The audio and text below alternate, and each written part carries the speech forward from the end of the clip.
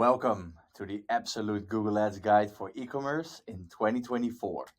Today, we're going to cover each step of the process there is to know when running Google Ads for your e-commerce brand. I'm going to walk you through the entire process of choosing the right strategy, doing keyword research, optimizing your feed, running shopping ads, setting up conversion tracking, setting up retargeting, and I will walk you through everything there is to know. Maybe we should first start with one very short introduction. So, my name is Floris van Vleuten, and I'm the owner of Amplifize, which is a Google Ads agency specifically for e-commerce.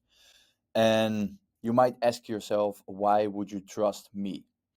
Let me walk you through what we have done in the past. So, as you can see here on my LinkedIn, you would not be the first person who would follow me on this. So I just crossed the 8K followers mark, which is kind of a celebration. And this is also the reason why I'm creating this extensive guide. If you go through our website, feel free to take a visit to our website. You can see that we transform your business with powerful Google Ads strategies. You can see some brands that we've worked for. You can also see some reviews of the people that we are working with. And then finally, last but not least, we have some results that we generated for our clients. So we see in general, we are achieving between a 4 and a 6x return on ad spend. And as you can see here, we generated multiple millions in 2023, and we are generating multiple six figures for our clients in general. So back to the document. As I said, this is the absolute Google Ads guide for e-commerce in 2024. And now that we have covered why you would listen to me, I'm going to tell you exactly what we are doing. So as I said, I'm going to walk you through the Google Ads strategy framework so you know exactly what your strategy has to look like. Then we're going to set up conversion tracking. After that, we're going to find the best keywords to bid on. We're going to optimize our product feed because in e-commerce, optimizing your product feed is one of the most essential things. Then we're going to run some shopping ads hands-on so you know exactly what to look for, and not only within the Google Ads interface, but also how your product page should look like, for example. After that, we're going to manage our budgets and our bidding strategies within the Google Ads ecosphere.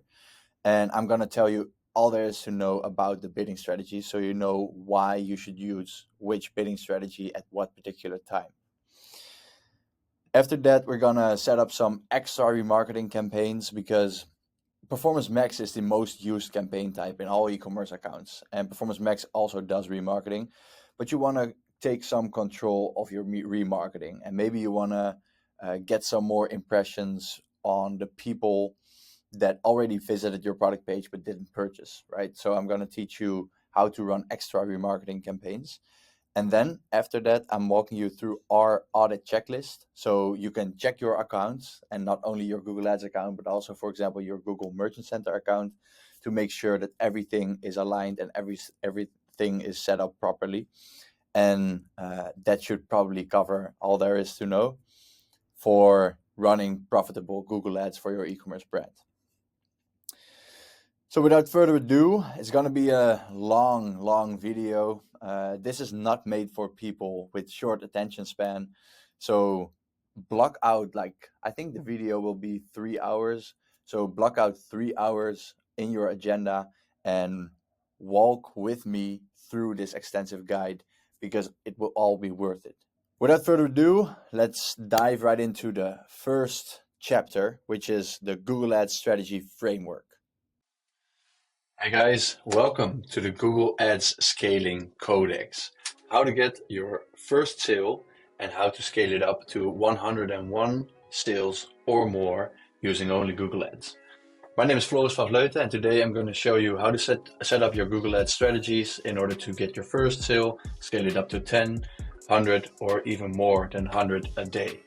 So this will be more of a strategical side, a strategical video on how you should probably set up your ads.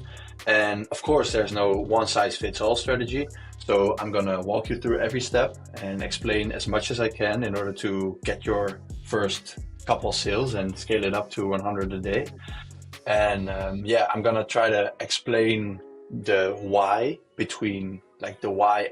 behind all the strategies, and hopefully you'll be a lot smarter and understand how you could leverage your Google Ads for your e-commerce business better after this video. Cool. Okay, so let's get into it. We're first going to talk about how to get your first order in a day.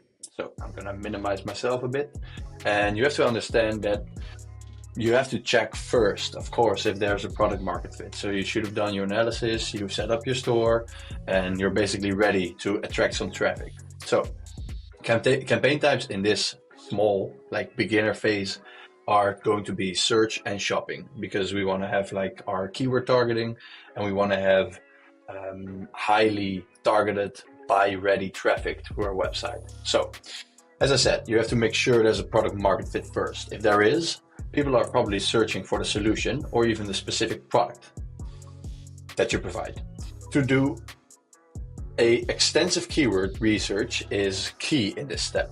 Actually, you should probably do keyword research every so now and then to improve your ads, improve your targeting, but using Google Ads Keyword Planner in this phase is crucial. So use Google Ads Keyword Planner, use like the specific options they have on there. So crawl your page and even put in the keywords that you think that are going to work. Check the volumes and include those keywords in your targeting strategy. You would want to set up a highly targeted shopping campaign right now. And to have a shopping campaign, you of course have to set up your Google Merchant Center. You have to have a Google Ads account, of course. And you want to include the keyword that you want to target inside your titles and your descriptions. If you set up a standard shopping campaign, you have the most control over the campaign. So I would suggest you using a standard shopping campaign in this phase. And you can also look at the search terms report over time, exclude all irrelevant terms, and see how your ads perform basically. So besides the whole shopping campaign, I suggest you using a highly targeted search campaign, because it's also on keyword targeting, and you can basically include only the highly buy ready, super specific keywords that you are finding in your keyword research. You have to aim for a 5 to 10% CTR. 10% is really high, I know, and you have to write really good copy in order to get those. But I think that if your keyword targeting is on point and you have a very good ad copy or copywriting, some copywriting skills, you could use ChatGPT or Google Bard to help you with it. You could easily reach the 5% and maybe ramp it up to 10%. Stand out from the crowd with your extensions is a really important part for your searches as well. So when you just created an account, I don't think you can include images, but try to use everything that is applicable for you. So promotion extensions, price extensions, try image extensions if you're ready already, and include your business name, include site links to specific product pages or specific solution pages basically. So this is the whole traffic part. Then we have the product and the checkout part as well, which are also really important in this phase and in the other phases as well. So in terms of product, we have highly targeted traffic, right? And you want to have highly interested people on your website, but it's time to convert those people. So you have to basically sell the people on the product page. Make sure pricing is right and you let the visitors perceive more value than the cost of the product. So let's say, for example, you have a product of 50 euros. You have to highlight the benefits and show basically the people why it is worth for them to do the purchase. Highlight benefits, create social proof to let them see that your brand is trustworthy. Make sure your page load is fast. Optimize for mobile, because 80% of all people are searching on mobile. Include lifestyle images to see like in-use scenarios of your product. Include other USPs like fast shipping or good customer service, or maybe you have a good how do you say it? Returning rate, returning policy. Include everything, and you have to highlight all the benefits that people get when purchasing from you. Make sure it's a visually attractive form a design from a design perspective.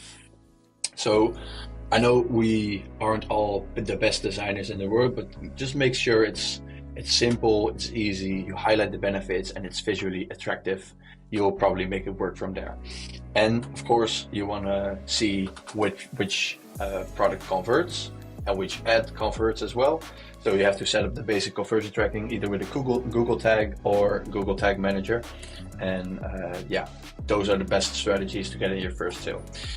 In terms of the checkout, if people are ready to buy, make sure that they can reach the checkout and like fulfill the checkout process as easy as possible. So make a good button that they can click. Make sure you have a add to cart pop-up or a slide that's like in your face, so you have to either buy or don't, but not like on the side or on the top of the page. Just make sure it's visually there and it stands out. Don't make your checkout too complicated. Of course, you want to ramp up your average order value and stuff, but you have to get in your first sale, so make it as easy as possible. That's basically it for getting your first order. And as I said, you have the search campaigns and the shopping campaigns, which are highly targeted. Just set up sufficient budgets in order to get enough traffic, and then depending on what the results look like, you can optimize from there. So that's basically the first setup. You have to have some basic Google Ads knowledge, basic conversion rate optimization knowledge, like I said, with the social proof and stuff. And you have to set up basic conversion tracking to see which products work. Then we go to step 2, which is 10 orders a day. I don't know, of course, how long it takes for you to get to your first order. And I think that strategy that I just mentioned is the best to get like your first order and maybe to 1 order a day. But now you want to scale up, right? So if we look at the campaign types right here, we see search and shopping. Those are the only 2. When we go to 10 orders a day, it's 300 orders a month on average. If you reach the 10 orders a day, we're already including way more. So we are including YouTube, display campaigns, and Performance Max in this stage. So make sure you know how every campaign type works, how you set it up, how you can optimize it, and you have to have more of a advanced Google Ads knowledge in order to get these results. Cool. So you've reached 1 sale a day. Your ad account is filling with conversion data, and now it's time to build out your traffic strategy with Google's AI, feed-only Performance Max campaigns. So feed-only Performance Max campaigns, okay, look, a Performance Max campaign is pretty much fully automated, I would say. You can optimize, of course, but it's a fully automated campaign type, and it also begins with smart bidding from the bat. So you don't want to give it too much budget or too much placements, basically, because Performance Max goes in every placement of the Google Ads.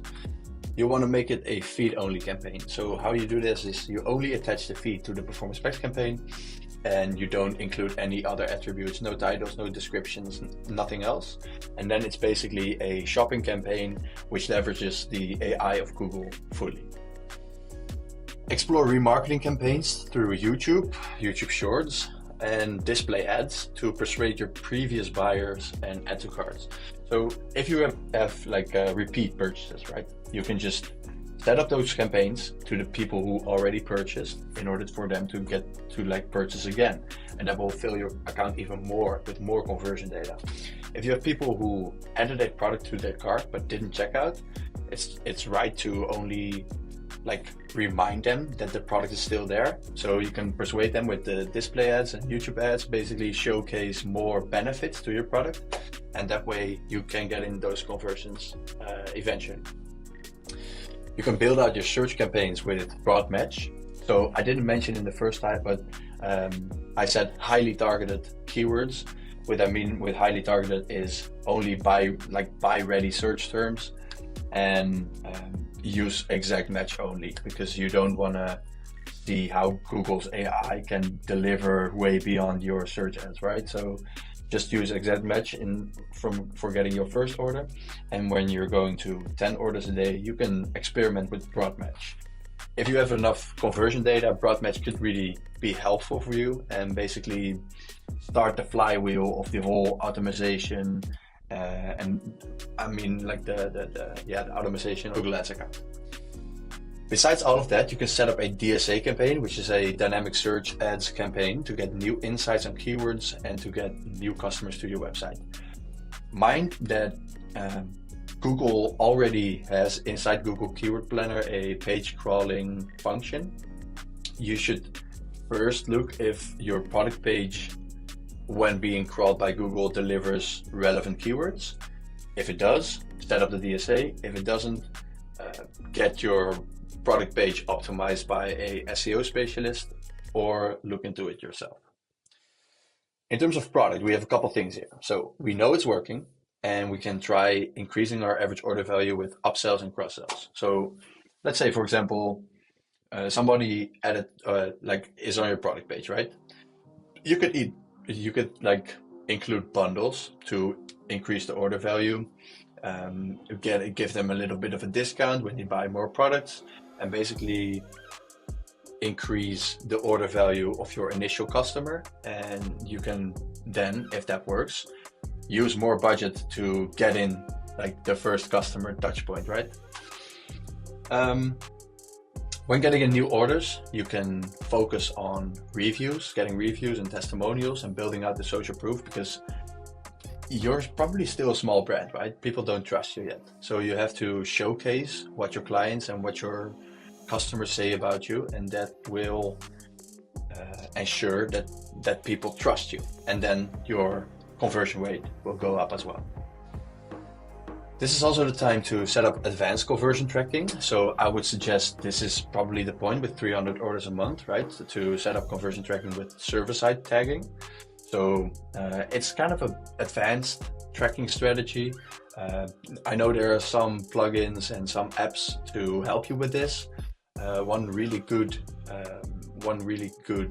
software that's helping you with it is Profit Metrics. So you don't have to do anything yourself. They will basically set up the server and make sure you get in like 100% of the conversion data or close to 100%. But because when you do like the basic conversion tracking, you will miss out on a lot of conversion data. And the conversion data is actually what keeps your ad account going, right? So you want to set up the server-side tagging.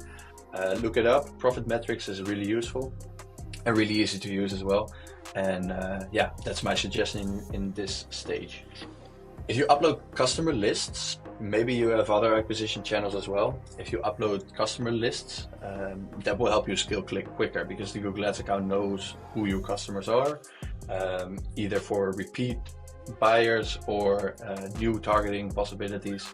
Google will look into those customer lists to basically match them with either new customers or existing customer profiles. So uploading customer lists will help you scale quicker. In terms of the checkout, you have to try to minimize drop-off by improving the checkout process. So you've got your first orders, right? You want to see, okay, how does this work? How does somebody go through the checkout process? Do they have a drop-off? What happens between like the product page view, the add to cart, start like initiate checkout, and the real checkout itself? And try to minimize drop-off. So make it as easy as possible. You could, at this stage, include AOV boosting and gamification. So, like I said, you can include the bundles, but also what, for example, Gymshark does really well at this. If you add something to your cart, it gives a slide. I will increase myself a little bit. It will give you a pop-up slide, like a cart slide, and it says, okay, here's your product. If you spend X amount more, you will get free shipping. Or if you spend X amount more, you will get a free gift from us. And that will help actually with your AOV increasing and your conversion rate increasing as well. Cool, awesome. So that's 10 orders a day already. You're probably a good business, right? Then to go to 100 orders a day, we have to fully leverage the power of Performance Max. And I personally am not per se a big fan of full build Performance Max campaigns, but I am a big fan of feed-only Performance Max campaigns. So like I said, the feed-only campaign works really well. You probably have more than one product, right? And if you have more than one product, like product A, for example, will be your winner product, getting in a lot of conversions for a very low cost. And you can have product B, C, and D, which are basically costing you money for every purchase you make. So you want to segment the performance of the products into performance-based bucketing. And you can include you can use the Flowbalizer script for this. You can also, if you use the Product Hero CSS, you can use Product Hero for this as well. But I would say scale your winners and eliminate your losers. This is the right time to do that. Leverage the automating bidding strategies in most of your campaigns, because Google will probably be smarter than you, right? Like the first stage, we have the standard shopping, you are optimizing the keywords and stuff. But at this point, the account has so much data. And of course, you should monetize. How do you say it? You should look if the account performance goes well and if they target the right keywords and the right audiences, of course. But try to leverage the automated bidding strategies, because Google has the data, more data than we do probably. And you could experiment with leveraging those bidding strategies, and it will probably be a positive outcome for you. As you can see, in terms of campaign types, I've included demand generation right here. You could experiment it on the early stage as well, but you have to give it sufficient budget. So that's the reason why I plotted it here.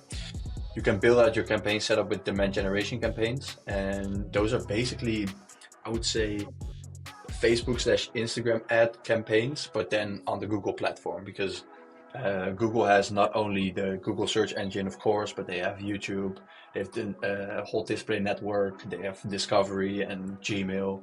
And using a good demand generation campaign with like killer creatives could help you get in more demand, basically.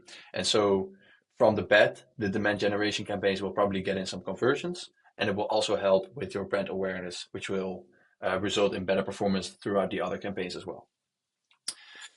In terms of your product, you can try launching limited time offers and create urgency to boost sales. This is something that you have to experiment with, because for some businesses this works really well, for others it doesn't. So you could just experiment with it, but I wanted to give you that idea. After collecting enough reviews and testimonials, see if you can improve your product. So you have the feedback, right? Maybe, for example, let's say you have a very good product, but the lifetime of the product isn't that well. Or you have a very good product, but shipping takes quite long. Or you have a very bad product actually, and people are telling you like about the product, but it doesn't work, or it doesn't work properly.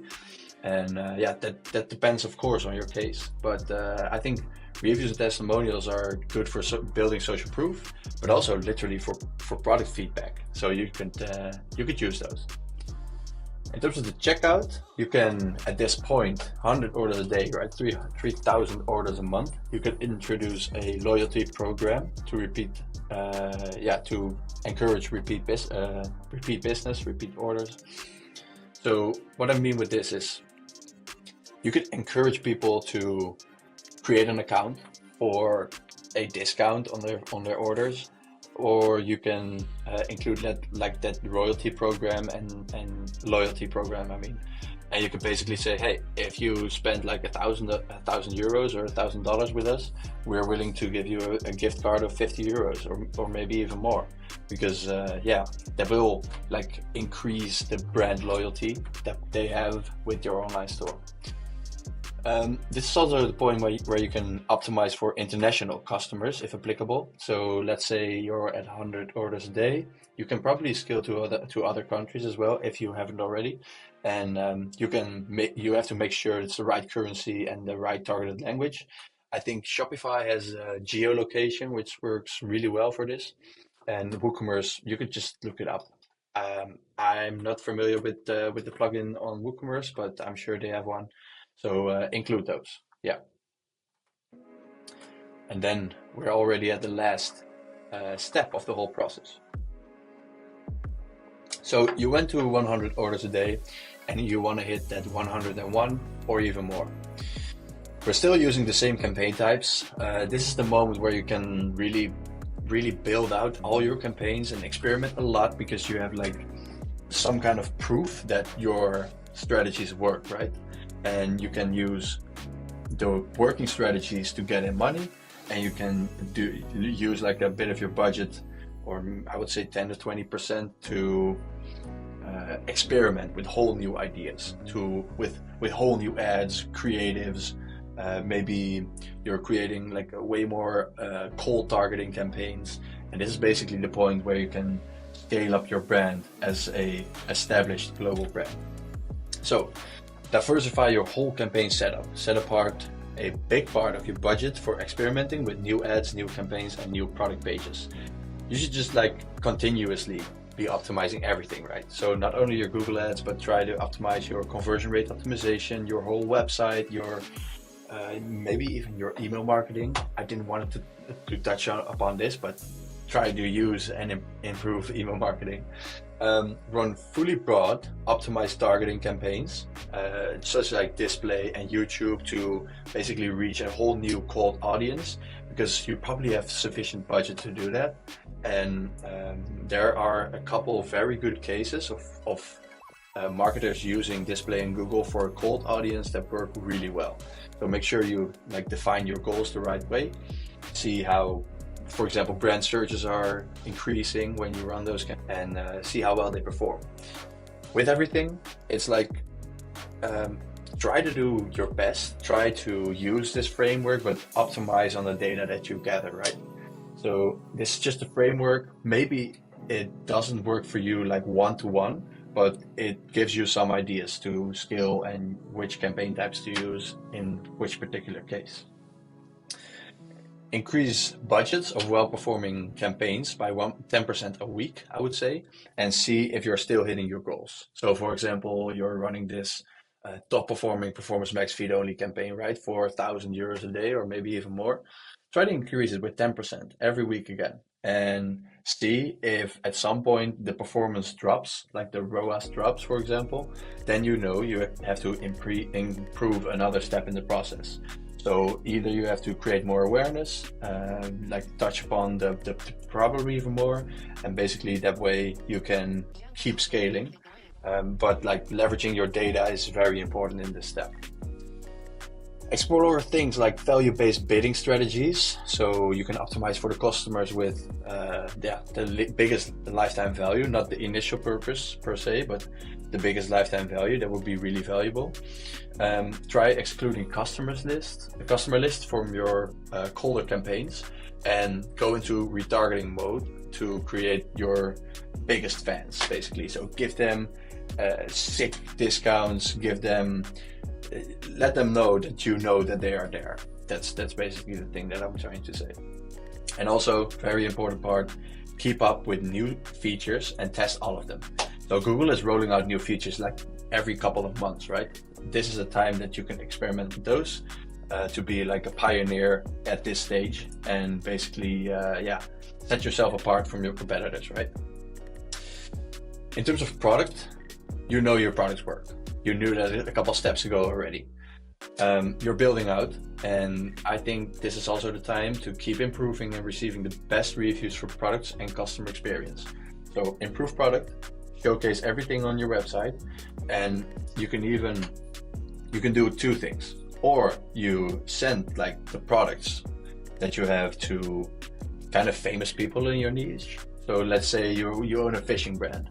Send it to a famous fisher. I don't know, but send it to the fisherman or a fisherwoman, and make sure they actually love the product, and then create a testimonial or review around it. And maybe you can even include those in your images on the product page. So this way you create next level social proof. You could even really use those reviews and testimonials for your cold targeting, and just send them to the whole niche. And this is how you become like a well-established global brand in your niche. In terms of the checkout, you've probably optimized a lot of steps during the checkout, right?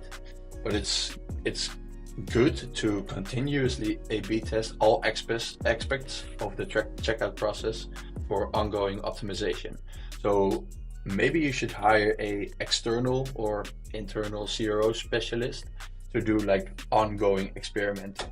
See if the colors of the buttons matter, and like the layout of some small design parts on your website makes sense if they try to test it like with some other cases. The thing is, people are hiring CRO experts, and that's really good. But like, I think for ongoing CRO optimization, that would be really valuable, but I think only in this stage. Maybe in the previous stage as well, but don't go into this too early, because yeah, you want to optimize your product page, but you want to make sure there's a product market fit first. And I think you can use your budgets more wisely on other parts of the business. So I think this is probably the best framework, strategy, step-by-step process to scale your Google Ads campaigns. These steps are tailored to Google Ads only, but don't limit yourself to only Google Ads. So if you're a Google Ads specialist, uh, these are the steps you have to take. But if you're really either a growth marketer or you are an e-commerce brand owner, build everything out on every platform. And of course, you have to try one platform by building the proof of concept and basically getting your flywheel to profit, if I can name it that way. But yeah, I think it's the case to be using omni-channel marketing or multi-channel marketing, either one of those, and basically be present on all platforms. So of course you have Google, which catches all the intent, and you have YouTube and the display and the demand generation campaigns, of course, which create demand. But people are spending time on LinkedIn, and they're spending time on Instagram and Facebook, on Pinterest, maybe even on TikTok. So try to expand everything to every platform once you are ready for it. I think Google Ads is a very good starting point, and you should probably start with Google Ads, in my opinion. But don't limit yourself to only one platform. That would be my final note. All right. I hope you have a good understanding, and maybe you've even set up your strategy. And now it's very important to set up conversion tracking, because you wanna not only know exactly what your campaigns are doing, because that's probably your first priority, but you want to feed the Google algorithm with the right data as well. So my colleague Dennis will show you exactly how we set up our conversion tracking tags within Shopify. And yeah, let's give it to my colleague Dennis.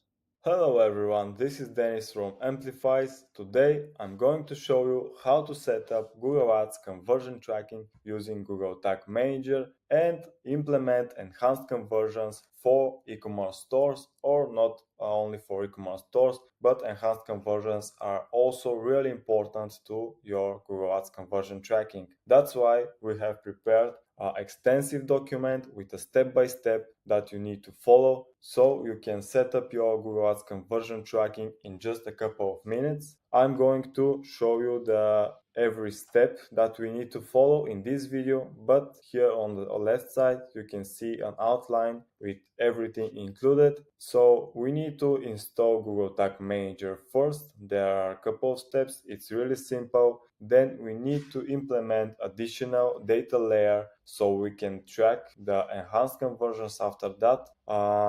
And on the last, we need to set up the Google Ads conversion tracking. This includes a couple of steps like creating the conversion action in Google Ads, creating the tags, and also connecting the Google Analytics 4 to Google Tag Manager. This is something additional, but I think it will be useful for you. So the first step, as I already mentioned, is to install Google Tag Manager. I have already done that, but I will show you how you can do that as well. Today we are going to use the Shopify platform. It's really simple. So you need first to create your Google Tag Manager account. I already have created one. So here is my demo account, and we need to navigate to tags. Here I also implement the Google Tag, but let's first navigate to admin. you need to click install Google Tag Manager, because usually we will see this window immediately after we created the Google Tag Manager account. But since I already have created one, we need to navigate here. We need to copy those two tags, those two scripts. We come here to the Shopify backend and we click online store. Then we click here on the three dots. We need to click edit code and you need to find theme.liquid. This is where we need to implement the scripts from the Google Tag Manager. So you can see here, this is the first script. We need to put it on the top, just below the opening of the head section. And then we need to scroll down and to implement the second script from Google Tag Manager just below the opening body tag. And you see this is the next script. Now we go back, click settings, go to checkout, and here we need also to implement the first script of Google Tag Manager on additional scripts. So that's all. Once you have done all of these steps, you come back to Google Tag Manager, you click preview and you click connect. You just write your URL, you click connect, and now we need to see that the website is connected. You can also see here on the Shopify or on your website store. But when you go here to the tag assistant, it says it's connected. Since I have already created the Google tag, we can see it over here. Now this is everything for the first step you need. Now let's get back to the document. The next step is to implement the Amplifize Google Ads purchase data layer to your webshop platform. In this case, we are going to use Shopify, so we need to go to settings, checkout, order status page, and additional scripts. It's the same where we put the Google Tag Manager script just a couple seconds ago. So you need to copy this script and paste it over here just below the Google Tag Manager script. We are going to use this script on the later stage when we implement the enhanced conversions. So let's just close the two windows here. And the next step is to create our Google Ads conversion tracking into the Google Ads platform. So after that, we can use the Google Ads conversion ID and conversion label. It's really simple. We need to navigate to our Google Ads dashboard, then tools and settings. So yeah, in this case, I just created a new account for the test purposes. We need to come here on the goals. You need to click summary below conversions because it is the new Google Ads dashboard. You click new conversion action. You click website. There are a couple of other ways, but today we are going to use the website. You need to copy your domain. You click scan. So we need to create our conversion action manually using code. You click here and this window will pop out. You just need to select purchase because we are tracking, we are creating a Google Ads tracking for e-commerce stores. So we are going to track purchases. You need to give the conversion a proper name so you can separate the conversion actions after that if you have multiple ones. So we are just going to write Amplifize. This can be your brand, for example, purchase, and for example, the implementation method. So in this case, Google Tag Manager. This one is really important because when you measure conversion tracking for e-commerce stores, you need to select use different values for each conversion. This way you can track your conversion value. Otherwise, if you select use the same value for each conversion, it will be tracking like for lead generation the only one. So here it will be dynamic for the specific value of the purchases. You need to click, you need just to leave it like this. You need to count every purchase. So if a person makes 2 purchases, 3 purchases, doesn't matter. We want to count every purchase. Here it's usually, you don't need to do any changes here, but if you prefer to use something else, you can just come and select other click-through conversion windows or some of the other settings available. We click done, and here is our conversion action. You can select turn on enhanced conversions for your account, which is really important for e-commerce. And for this video, you come here, and now you need to select use Google Tag Manager. This is really important, and we have conversion ID and conversion label. So basically here is our conversion label. Now let's navigate to Google Tag Manager and continue with the next steps. For the next steps, we need to install Google Tag into the Google Tag Manager. There are different ways to do it, but let's show you quickly how you can do it as well. So it's really simple. I have already done that, but you just need to click New, click here, and select Google Tag. That's all. Here, the tag ID, you can find it in Google Analytics. You come here to Google Analytics. Let's say we are on the home page. This is also a demo account. You click Admin, Data Streams, and you come here, and you just need to copy this measurement ID. You just copy the ID, paste it here, you choose a trigger all pages, and you just save it.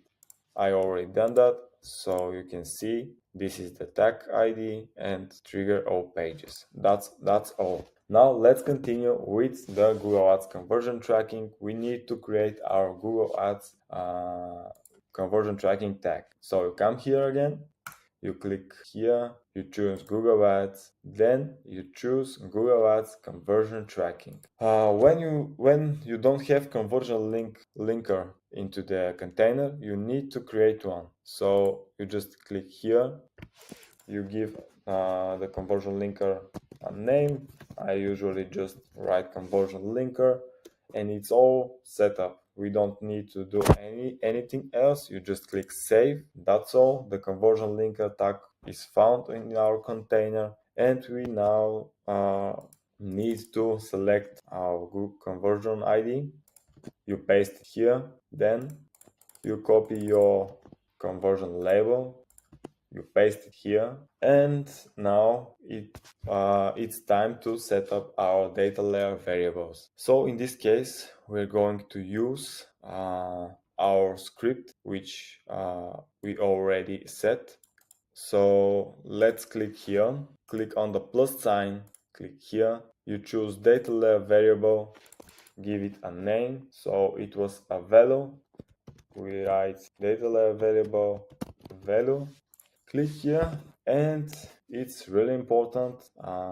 It's really important step now. Here are all the steps we already cover, and we are at this step. So we need to copy this one, which is Amplifize, and then we have some additional variables. And all of these variables, we're going to do the same thing. It's really simple. When you create a data layer variable, you just copy Amplifies dot and the relevant variable you're creating. So in this case, it will be Amplifies dot value. The data layer variable, it's the same with the data layer script we implemented in the Shopify checkout section. So you can just see the data layer variable, write amplifies.value, click save. We come here to the transaction ID, we do the same thing, we click on the plus sign, we click here, we choose data layer variable, amplifies. In this case, it's amplifies.tid. So this one, amplifies.tid. We give it a name, DLV transaction ID. Click save, and we continue with the rest. In the currency code, if your website is using only one currency, you can write it, for example, euros. You can write it here, but let's say that your website is using multiple conversions, so we need to create a data variable for that as well. We click here, do the same thing, amplifies.currency, give it a name, data variable, currency. Click save, and usually that's all you need for setting up the conversion tracking. let's create a trigger. You click on the plus sign as well, click here, and you choose custom event. You choose custom event, you write purchase. But if you don't know what to write here, you can just come here and you see event is purchase. So you just need to write purchase here. Purchase trigger custom event. You can have your naming convention, but it needs to be easy to understand after implementing all of the tags. You click save, and basically that's everything you need to have a proper Google Ads conversion tracking. But now it's time to set up our enhanced conversions. So we're just going to give a name here, Google Ads conversion pixel purchase, for example. We can click save. We can come back here, and you need to select include user provided data from your website. You click here, and it's time to create all of the data variables for the user provided data. So we are going to do the same thing. New variable, you choose data layer variable, amplifize.email. You can see we are creating the data layer for the email. Amplifize.email, give it a name, and continue with all of the other tags. So I will create all of the rest, all of the data layer variables we have, and we'll come back to test our Google Ads conversion tracking. So hello, again, I have created all of the user data provided variables. We can see them here. When you navigate to variables, you can see all of the variables we have. One thing I just want to show you is when you have two words, not only one, how it's set up. So you have amplifies.first name, you have the underline, and you have the second one. So it's amplifies first name, and it's the same for amplifies last name. So basically that was all you need to create your Google Ads conversion tracking through Google Tag Manager, also to implement enhanced conversions. And now it's time to test our tags and see if everything is working properly. You just need to click submit, publish. We skip here, and that's all. We come back, we click preview. Now we do the same thing. We open the Google Tag Assistant, you write your website, click connect, and now it's connected. So what we have to do now is just you can come back here, see if everything is working properly. Yeah, my camera isn't showing here, but you need to check your product. This is a test product I have created. So you click add to cart, you go to the checkout section, and you just need to fill out your details. So email, country, names, first and last name, the address. So we can also see here some suggestions, the postcode and the city. You click complete order, and now we are at the thank you page, which is the confirmation page. We can also see it here. We come back to the tag assistant, and we can see all of the tags we have created has been fired. So we have the Google tag, the conversion linker, and our purchase tag we have created. If you want to see if the enhanced conversions are working properly and they are extracting all of the data from the checkout section, you just need to click here on the left side, purchase. You come to variables, and you see your variables that you have created. So in this case, those are the variables we have created with the proper names, and we see the data variable for city is working, country, Netherlands, email, first and last name, postcode, the street, the transaction ID, the value is 0 because it's a free product. The phone wasn't mandatory in this case, and it wasn't applicable in our checkout section, but if your checkout section has a phone number, it will be here as well. We can see the event and some other interesting things we can see. So that was all for the today's tutorial. I hope you can quickly implement Google Ads conversion tracking and also the enhanced conversions for your Google Ads account. It's really simple. If you need, you can rewatch the video. You can follow the steps into the document as well. And if you have any questions, you can reach out to me or to Floris anytime, and we will be really happy to help you even further. Thank you for your time, and see you next time. All right. After we set up our conversion tracking tags and we are making sure that we track at least purchases, right? Now it's time to find the best keywords to bid on. So in a highly competitive market within your e-commerce sub niche, you want to know exactly which keywords to use within your search campaigns, within your product feed, and you want to basically know what are the most untapped and the best keywords out there. So I'm going to walk you through the keyword guide that we use for our clients as well. Cool. So, keyword research blueprint. How to do keyword research so well you transform Google into an ATM with infinite free cash. Don't you like that name? Mastering keyword research in 2024 is no rocket science, but you have to know where to look for and what to look for in order to be successful. And in this guide, I will teach you both. Whether you're a seasoned marketer, an e-commerce brand owner rushing into advertising online, or an advertising trying to refine your skills, understanding and implementing robust keyword research and a keyword strategy in 2024 is crucial, and it is. This guide will walk you through the process of identifying and implementing the right keywords and match types alongside the strategic use of negative keywords to optimize your campaign's performance and turn on investment. So that's a mouthful, but we're gonna cover everything in the importance of right keywords, the importance of negative keywords, keyword match types, how to do keyword research with a template as well, and the implementation of it all. So buckle up, or sit back and relax, or anything in between, and I will walk you through all the steps. So yeah, let's go. Let's start with the importance of the right keyword. So let me make one thing very clear. Keywords are the foundation of Google Ads campaigns, because Google Ads mainly, like in general, goes into keyword targeting and not into audience targeting. Although it moves more towards audience targeting in 2024, but that's another topic to talk about. So the right keywords can make or break your campaign, but it still requires a good ad copy and a good landing page and a good product and a good market and good price. So there are a lot of variables that contribute to the success of your Google Ads campaigns, and keyword research is definitely one of them. But you should take into account that all the other things come into play as well.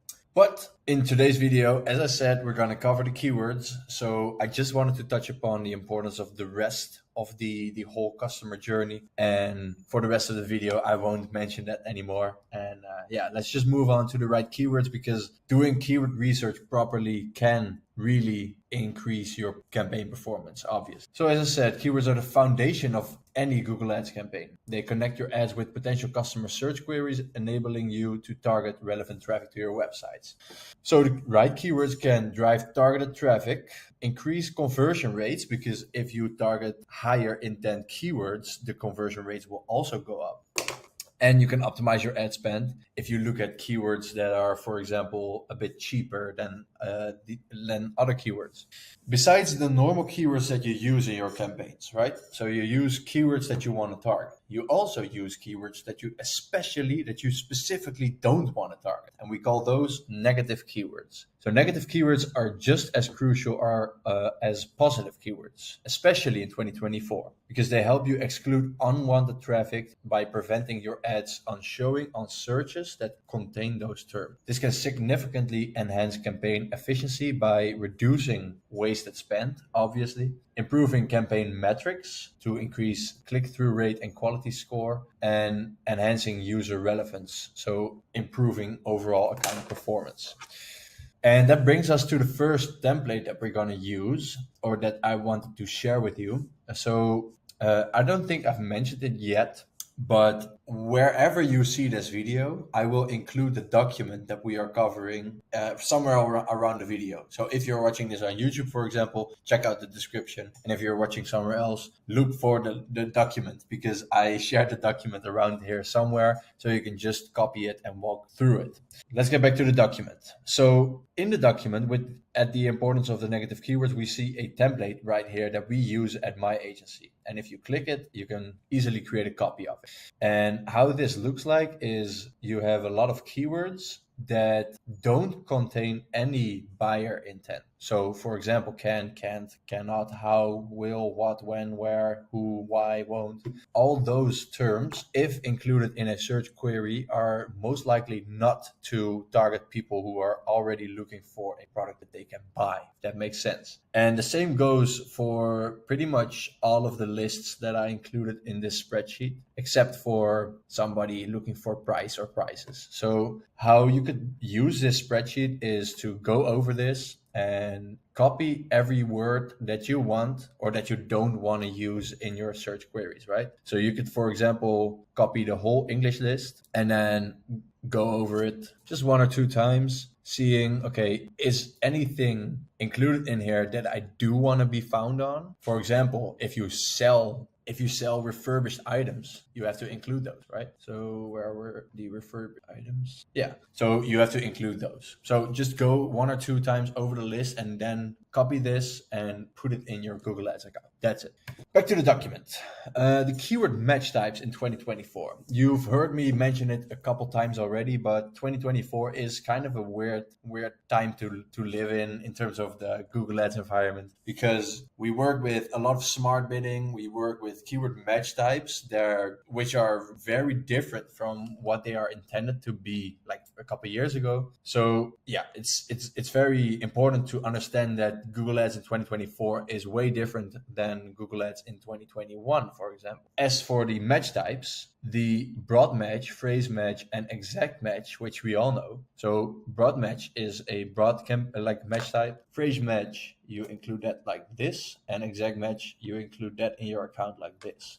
To explain a little bit, broad match captures a wide array of user searches, but requires careful monitoring because Google will deliver far beyond the broad match, like the keyword that you delivered in Google Ads, right? So for example, if you would say pedal racket, you would not only show for tennis racket, but you would also show for tennis ball, for example, just to give you some idea of how broad it goes. So broad match could be very effective because it leverages the algorithm of Google, like Google's machine learning. So it could be very well used, but it's like the best practice is to use broad match more in a matured account. So in an account or a campaign with 30 to 50 sales in one campaign, or 100 to 200 sales in the overall account, and then broad match could be very useful. But it's good to have an understanding on how broad match works.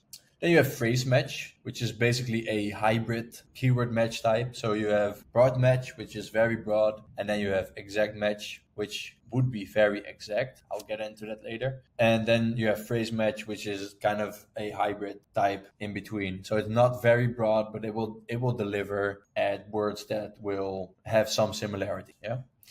And then we have exact match, and exact match was once intended to be exact. So like the word that you provided was literally the only word that your ads could trigger on. In 2024, exact match also delivers widely beyond that specific word. So even though you might be using exact match, it's very important to closely monitor your keyword search terms. So you have to exclude irrelevant ones.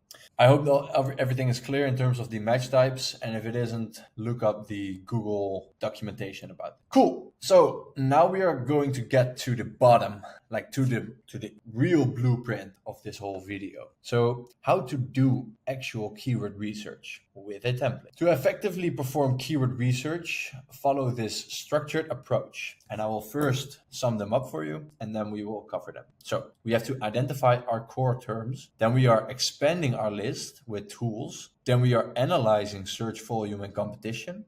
Then we are utilizing the keyword intent, be selective on that as well. And then we are refining and prioritizing. So let's start with the beginning. And let's keep with the example of having pedal rackets, right? A pedal racket store. If we would identify our core terms, that would be words like pedal racket or best pedal racket 2024, or I don't know, like how the niche works, but maybe firm pedal racket or lightweight pedal racket, words like that, right? Then we are expanding those words with the tools that are mentioned in here. And I personally, and everyone at my agency, uses the Google Keyword Planner. We don't particularly use SEMrush, and we don't use Ahrefs or anything else. We just use the Google Keyword Planner, right? So how Google Keyword Planner works is you put in your language and you put in your location. Let's say, for example, we are targeting the United Kingdom, right?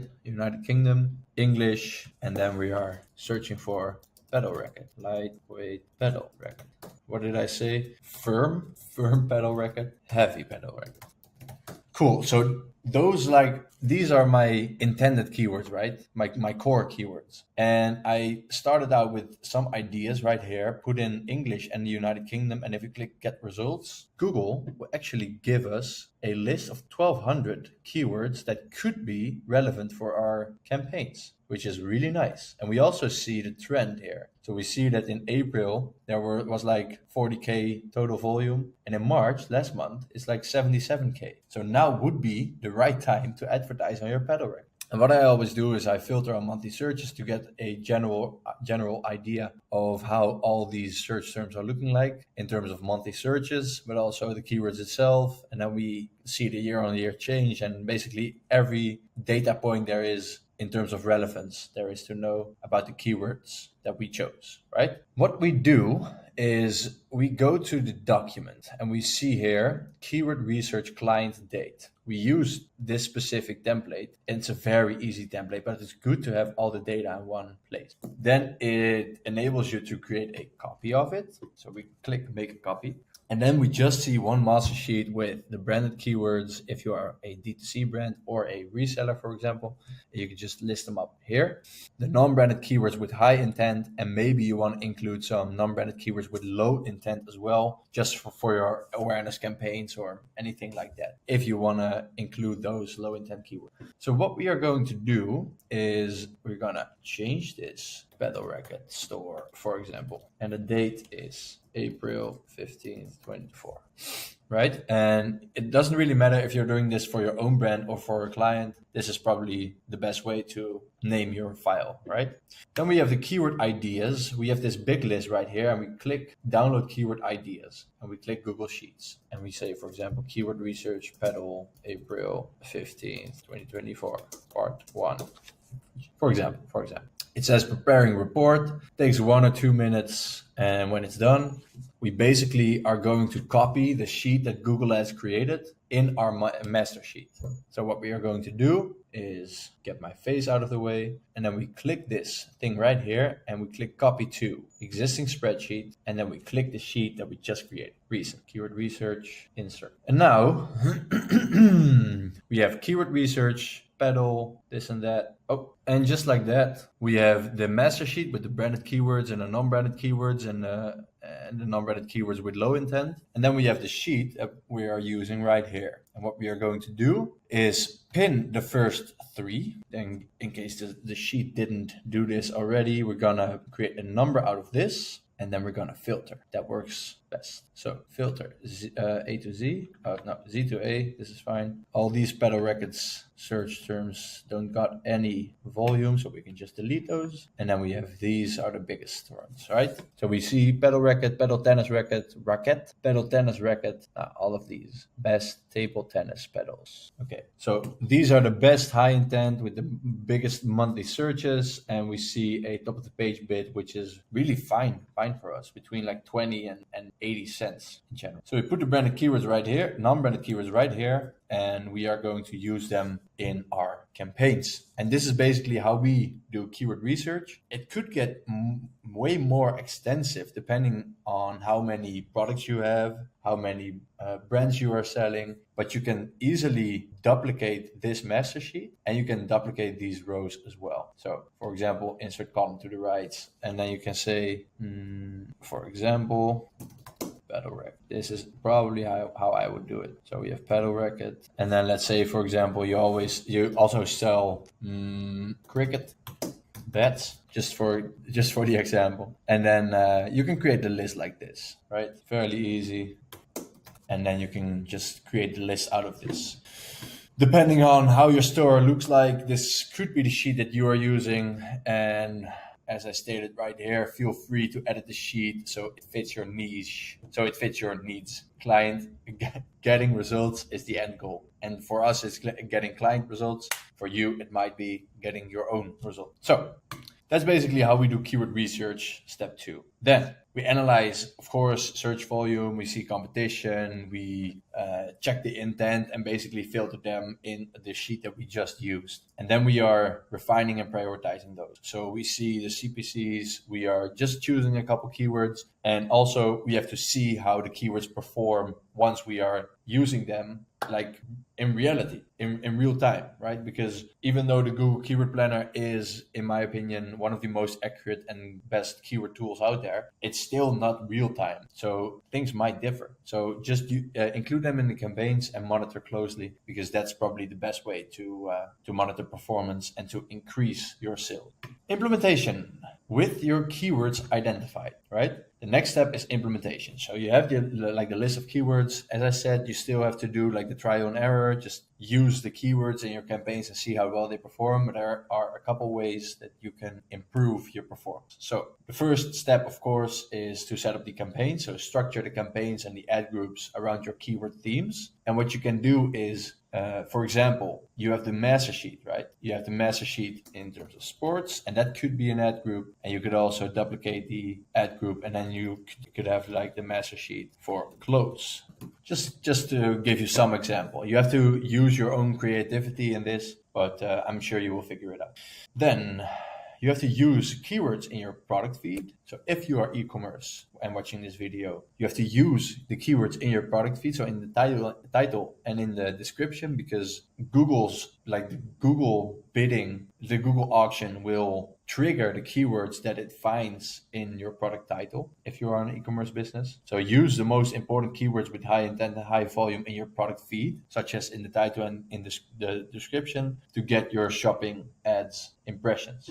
Then use the match types. As I explained earlier, try to play around with it a little bit and use exact and phrase match in the beginning. If you have some conversion data, try to run experiments with, for example, 50% of your keyword budget towards broad match keyword. Besides that, regularly update keywords, like not only the well-performing keywords and like disabling the less performing keywords, but also monitoring your search terms and adding negative keywords to your campaigns, ad groups, maybe even on account level, depending on what keyword it is. And then lastly, monitor and adjust bids. So keep an eye on performance and adjust bids for keywords based on their conversion rates and impact on campaign goals. That's basically it. To sum up, guys, effective keyword research is an ongoing process, not a one-time task. So everything that I explained in this video, especially the first couple steps, were about the initial keyword research, but try to make this an ongoing process. So not only the managing the keywords, but do like the keyword research once a month, once every 2 months, to see if you see a certain trend, if you see some new keywords popping up. And this is probably the best way that you can do your keyword research for your brand and get the best results. It requires continuous learning, testing, and adjustment to align with evolving market trends, competitor strategies, and changes in consumer behavior. And by following the guidelines in the keyword research blueprint, you can create a foundation for Google Ads success, driving better results through well-informed strategic keyword management. And that's it. That's it for today. As I said, like keyword research, the initial keyword research is really important, and the right keywords and the right negative keywords can make or break your account. So it's very important, but also try to look beyond the keywords. I touched upon that at the beginning of this video. You have to know the importance of the whole customer journey. So targeting the right keywords is one step. Creating the best ad copy out there is another step, and optimizing your product feed could be another step. And then you have, of course, the product page, the landing, price, the images, and everything that comes with that, right? So try to optimize the whole process process of your potential customer, and that's probably the best way to get in the most sales. And if you follow everything that you learned in this video, it like the first step of the process will be mastered, and that gives you the opportunity to focus on the new steps again. Now that we have the keywords that we want to bid on, we not only want to bid for the keywords in our search campaigns, but we also want to bid on our keywords in the shopping campaigns and in Performance Max campaigns. So what we are going to do is optimize our product feed. And not only are we going to use keywords, I'm going to give you everything there is to know about optimizing your product feed and making sure that you get the click when people are looking for your product. So let's dive right into that. What is up, everyone? Welcome to the Product Feed Optimization Guide. My name is Floris van Vleuten. I am the owner of Amplifize, the Google Ads agency where we help scale e-commerce businesses, specifically with Google Ads specifically. And I share content all around the internet just to make sure that you know that we know what we are doing, but to help you in general. So in today's video, I want to cover what the importance is of a proper product feed, how you can make sure you optimize your product feed for the best sales, and basically how to optimize your product feed to get more sales for your online store and make everything scalable. So what we are going to cover, it's 7 short points, and in case you don't know and didn't watch any of my content before, I would like to get straight to the point because your time is very valuable and I know that. So we're just going to walk you through it as quick as we can to share the valuable information, and then we can all get to work. So we have 3 pages of information. I will walk you through it, and by the end of this video, I am 100% sure that you know exactly what to do to optimize your product. So a short introduction. I won't get into Google Ads specifically because you are already watching this video, but Google Ads is, in my opinion, probably the best platform out there for generating more sales for your e-commerce brand. Specifically, shopping ads are maybe the most valuable placement on Google because they showcase very specific products. You have to know that the shopping ads placement, they perform on the top of the page in Google, right? And when it comes to search ads, the top the top placement, that one gets the most clicks, 9 times out of 10. With the shopping placement, it doesn't really matter. You just have to stand out with a couple things, so price, image, title, just a couple things. And in this guide, I will teach you exactly what you have to do to not only make sure you are on that page, but also to win the click even if you're not the first showing ad. So product feed is a digital file containing a list of products and their attributes, so titles, description, product links, images, etc., etc. And this feed is crucial for Google Shopping Ads because you upload the feed, automated or not, but you upload the feed from your website to Google Merchant Center, and on Google Ads you get the Google Merchant Center data, so the product feed in the Google Merchant Center, and then you advertise everything. So optimizing your feed is crucial for getting the results because Google uses your feed to determine when and where to show your ads. So setting up your product feed. Don't make it too complicated. Just create a product feed using a tool. Don't use a spreadsheet. Don't do anything manually. Just make sure you use a tool and you send it to Google Merchant Center. If you use Shopify, you can use the Google and YouTube app, which is free, or you can use SimProcess, which is paid. If you want to use the paid version, if you're thinking about scaling, for example, if you have multiple currencies, multiple countries, I would suggest using SimProcess from the bat, because if you optimize your product feed and you use the same feed from the beginning, it will help with the machine learning of Google. So if you are planning to scale, I would suggest using SimProcess from the get-go. If you're using WooCommerce, you can just use Product Feed Elite, which is a free tool as well. You can shoot all your products. And even if you have multiple currencies, it doesn't really matter. You can just shoot everything to Google Merchant Center and optimize from there. A small side note to be made here, and I will get into it later. You can also use feed management tools. So you have the website and then you have Google Merchant Center and you shoot all the data to Google Merchant Center, right? If you have a lot of products and you have a lot of rules that you make, and if you have a preference of using another tool instead of Google Merchant Center itself, you could use a third-party tool like Channable, for example. I will get into that later. I must say, personally, I just like using Google Merchant Center also because in Google Merchant Center, you can use feed rules. You can optimize a feed very easily, and 9 times out of 10, I wouldn't recommend using a feed management tool because it's another tool, more cost, and the benefits that you get from it a lot of times aren't worth it, in my opinion, but that's just me. In terms of optimization strategies, there are a couple aspects that you want to optimize, right? Starting with the product title. You have to craft titles that are clear, descriptive, and keyword rich to improve visibility and click-through rate. Include brand, product type, and main features. So what you want to do for the product title. The product title is probably one of the most important attributes when it comes to Google Ads targeting, right? So the product title is like the top priority when Google reads your feed and decides whether or not to show your product on specific search queries, right? So you want to use Google Ads Keyword Planner, look for high volume but high relevant search terms, and you want to include those in your product title. You can include them in the feed specifically. I would even suggest using those keyword titles as your product title on the website. And of course, you don't want to have a product title containing 20 words or something. But like for SEO purposes, it could come in really handy to have a search term with high volume in the product title on your website. So just include the top performing one or like the top volume one, and then you can include the other ones in your product feed. In terms of the description, you want to write a compelling description because some people view it, some people click on it, and a description is also a targeting method by Google. You want to use high quality images. So if you view this example right here, they're all high quality images, but they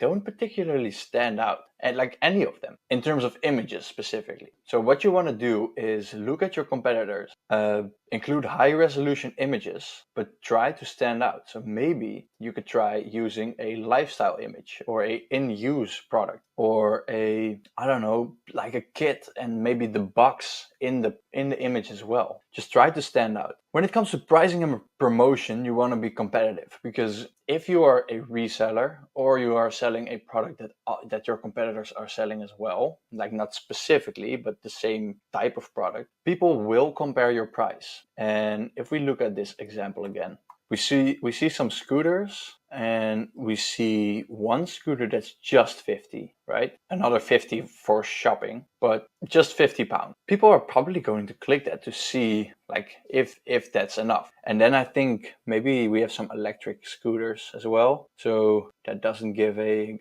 good image. Let's say somebody would look for an electric scooter specifically, then the person would probably click on the cheapest one if the person doesn't care about any brand. So make sure you're price competitive. You can look this up in Merchant Center. There's a function called price competitiveness, and there you can exactly see where your ads show and if your competitors are selling the same type of product and what their price. Also, there's this one thing that you can do to make sure your product stands out. And to go back here again, let's see. No, we don't got any example right here, but you can do two things when you decrease the price. You can either create a sale price, which is another attribute in the feed, and it will go automatically if you use Shopify or WooCommerce. But you have a sale price, and that will show. So then you will have like this strike through old number and then a new number, which is in green, which stands out from the competition. Or you can just change the price, and then it will say give you like a price drop label, and that will help as well. So you will have to play around a little bit with the price. And you can either do this yourself or ask your agency to do it. So you probably know your profit margins. Just share all the information with your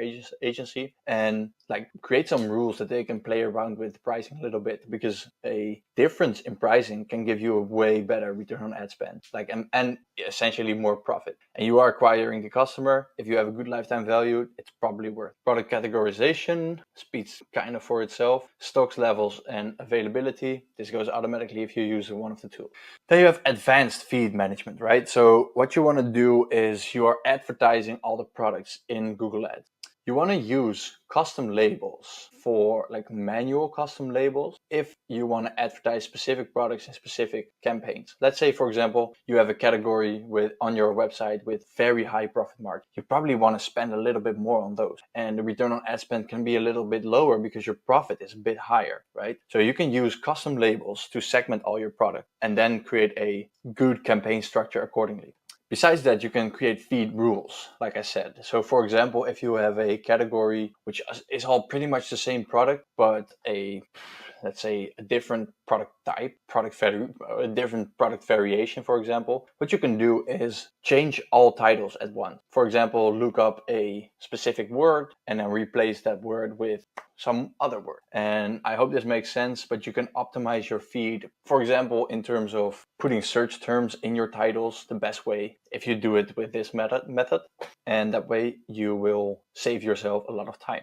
Data quality. So Google Merchant Center is updating like once every 24 hours, I think, or maybe once every 12 hours. And it will sometimes give you errors, and you will have to resolve those errors, because as some of the viewers will probably know, if you have some disapproved products or even a disapproved account, the learning of the algorithm will be interrupted, and that's like the worst thing that you can have. So what you want to have is make sure every day that you just check Merchant Center for a couple minutes. If you have any errors, just fix the errors and then move on with your day. In terms of dynamic remarketing, we can use your feed for remarketing. So you can basically attach your feed to your remarketing campaigns and it will automatically be used for dynamic remarketing. I also created a video about this, so you can go to my YouTube channel to view that. In terms of monitoring and troubleshooting, right? We have feed diagnostics. So this is a tool in Merchant Center to monitor your feed's health. So you can optimize, for example, the titles or the images or the shipping times or whatever. When it comes to performance analysis, you can use both Google Ads and Google Analytics to evaluate your shopping campaigns and identify basically brands or specific products or categories which are doing real good or which are in need for some improvement, and then you can execute on that. In terms of price comparison, I mentioned this briefly already, but you can check the price benchmarks tab in Google Merchant Center to better understand your competitiveness and basically play around with that a little bit. Finally, we have some additional resources. So what we do personally is we use Google Merchant Center 9 times out of 10. We use feed rules, and we are using Channable for feed optimization, but if you are below 100 monthly sales, I wouldn't recommend using Channable or any other tool unless you 100% know you are going to scale. And I would say look into the real advantages that the feed tools have to offer you, because 9 times out of 10, everything that you want to do is doable in Google Merchant Center itself. So just keep that in mind. So we are tracking conversions, we know the best keywords, and we put those in our product titles. Now it's time to run some shopping ads. And as I said, I'm not gonna give you tips just about running the shopping ads. I'm also gonna dive with you in a good optimized product page, so you can basically copy that and make sure that the conversion rate on your product pages is very high. So let's get into it. So Google Shopping has changed, and we are working more and more towards automation, but we have still a lot of work to do in terms of product optimization when it comes to running Google Ads campaigns to your product pages. So in today's video, I'm gonna give you a essential Google Shopping guide that you can use in 2024, so you can still make your brand work with Google Ads. In case you don't know me, my name is Floris van Vleuten. I am the owner of Amplifize, which is the Google Ads agency, and we're generating multiple 7 figures a year for all of our clients in our portfolio, just from running Google Ads campaigns properly to their websites. So let me just walk you through some of the results that we are getting. This is our website. Feel free to take a look here. And we have some screenshots that we have generated results in. So as we're going to see, like in 2023 to 2024, we generated 3 million right here.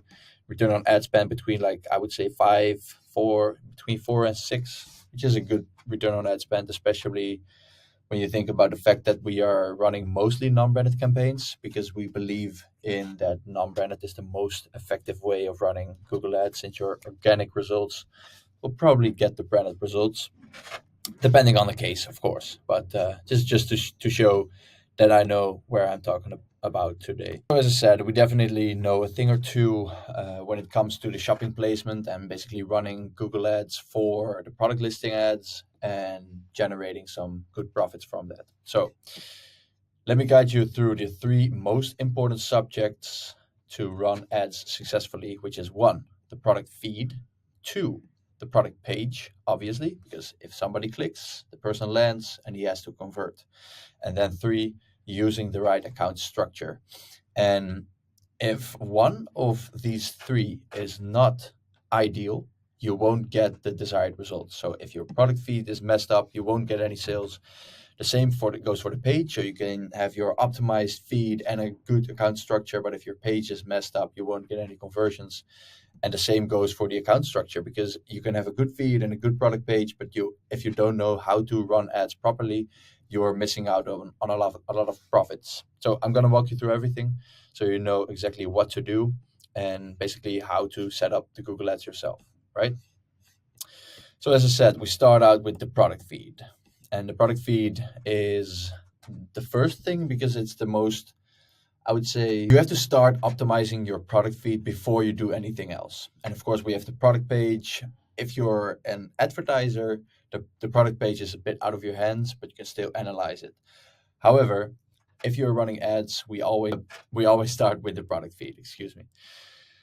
The most important things in your product feed are the titles. And what we always do is we include keywords in the title, because the title is the most, I would say, important attribute for Google to read like the data from your feed. And based on primarily the title, it determines which keywords to trigger your ads on, right? So what we do is we do a extensive research with the Google Ads Keyword Planner. It's just a free tool for all advertisers out there. And of course, you could use like SEMrush or Ahrefs or any other keyword tool for that matter. But I think that Google Ads Keyword Planner is very effective, and also it's from Google Ads. So I just like working within the same platform, right? And how the Google Ads Keyword Planner looks like is this. So let's say, for example, we are in the United Kingdom, right? And we're talking English there, of course, and we are in the UK. We are looking for a studio light. Let's see what kind of results we get for a studio light, right? So it has some time to load, and then we see the average monthly searches, and we also see the keywords, the changes, the year-on-year changes, and whether or not the competition is high. And then, last but not least, the top of the page bid for low range and high range. And as we can see here, definition of low range and high range is the top of the page bid. Low range shows the lower range of what advertisers have historically paid for a keyword's top of the page bid, etc., etc. So what I like to do when I explain this to one of our clients is when we have like a busy day and like much competition and the relevancy might not be 100%, we are probably going to hit the high range in terms of CPC. And then on the other hand, if we have like a less busy day or the relevance is very high, then we have a top of the page bid low range. So what we always do is we try to play around with the bids and take an average of this and then see how the top search impression share is. But maybe I go a little bit too deep in the information. So what Google Keyword Planner does is it suggests a lot of keywords based on the keywords that you provide, right? So we have studio light. We have submitted that as a keyword, and then we get a big list with a lot of volume for all the keywords that are relevant to that specific search term. So what we like to do is to filter out the most important ones and add those to the product title. And depending of if you have like a big variety of products, you should probably do this a couple times. You could fact check with those tools that I just mentioned earlier. But what I like to do is if we have one product or like one very specific product category, then we use those same titles to put in there as well. And what I see a lot of brands making mistakes in is basically when they are using their own created product name and they use that only in their product title. That's not the right way to do it. So in terms of both SEO and running properly Google Ads, you want to include keywords and like the general product name as your keyword title on the page and on the feed as well. And we can like basically stuff the feed with a lot of keywords that might be relevant. So they don't have to be like exactly the same, the SEO title and the product title in your feed, But I would suggest, if you want to have some SEO results as well, to put the keywords in the title on the product page. And then besides that, you put in some extra keywords in the product feed title. So that's basically how we determine which keywords to use in the title. And we always play around with it a little bit. Depending on how many of the same products we have, we can basically A/B test with different product titles. We analyze the search terms and then see whether or not it's a relevant search term. Maybe we can exclude it. Maybe we have to make some adjustments, and that's all based on the performance when the ads are running. But I would say if you're starting out, just try to stuff the keyword, like the product title, with dividers, of course, and yeah, it will probably look way better because you know what you're talking about, and you will probably reach your audience better as well. So that's the title. Then we have the images. You want to stand out. So as you can see, everyone is using a white background. So if you would like to stand out between these competitors, you could like literally set up a studio, or maybe use a picture where somebody is literally using the product, right? That would probably make you stand out in the first place. And we like to play around with images as well. So what we like to do is we have like the general image, and then if we only have the white background image, we always suggest to our clients, hey, maybe you should add a lifestyle image as well. We can A/B test with it, and 9 times out of 10 it will perform better because you will stand out from your competition. You have the GTIN code, just add it to the product feed because Google will connect the data of the GTIN with the data that Google has that you don't have any access to. So if you don't add any GTIN, you start with like a fresh product. And if you're, for example, a reseller and you have a product that other people sell as well, you just have to add the GTIN, and Google knows basically to which audience to connect which product to which audience, if that makes sense. In terms of the pricing, this is always a hard topic. If you have like a product that's literally the same as your competitor and they are offering for it for half the price, you probably cannot drop to below that price, or you cannot go anywhere near that price that they're offering it for. So then you have to find other ways to show the benefits of your product compared to them. So you could like do a you versus them on the product page or anything else. But if you have like the ability to play around with pricing a little bit, so either sometimes a sale or sometimes a price drop, to experiment with that, I would highly suggest using the price attribute for that.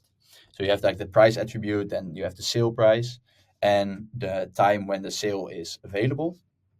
And besides that, you have like the general pricing attribute.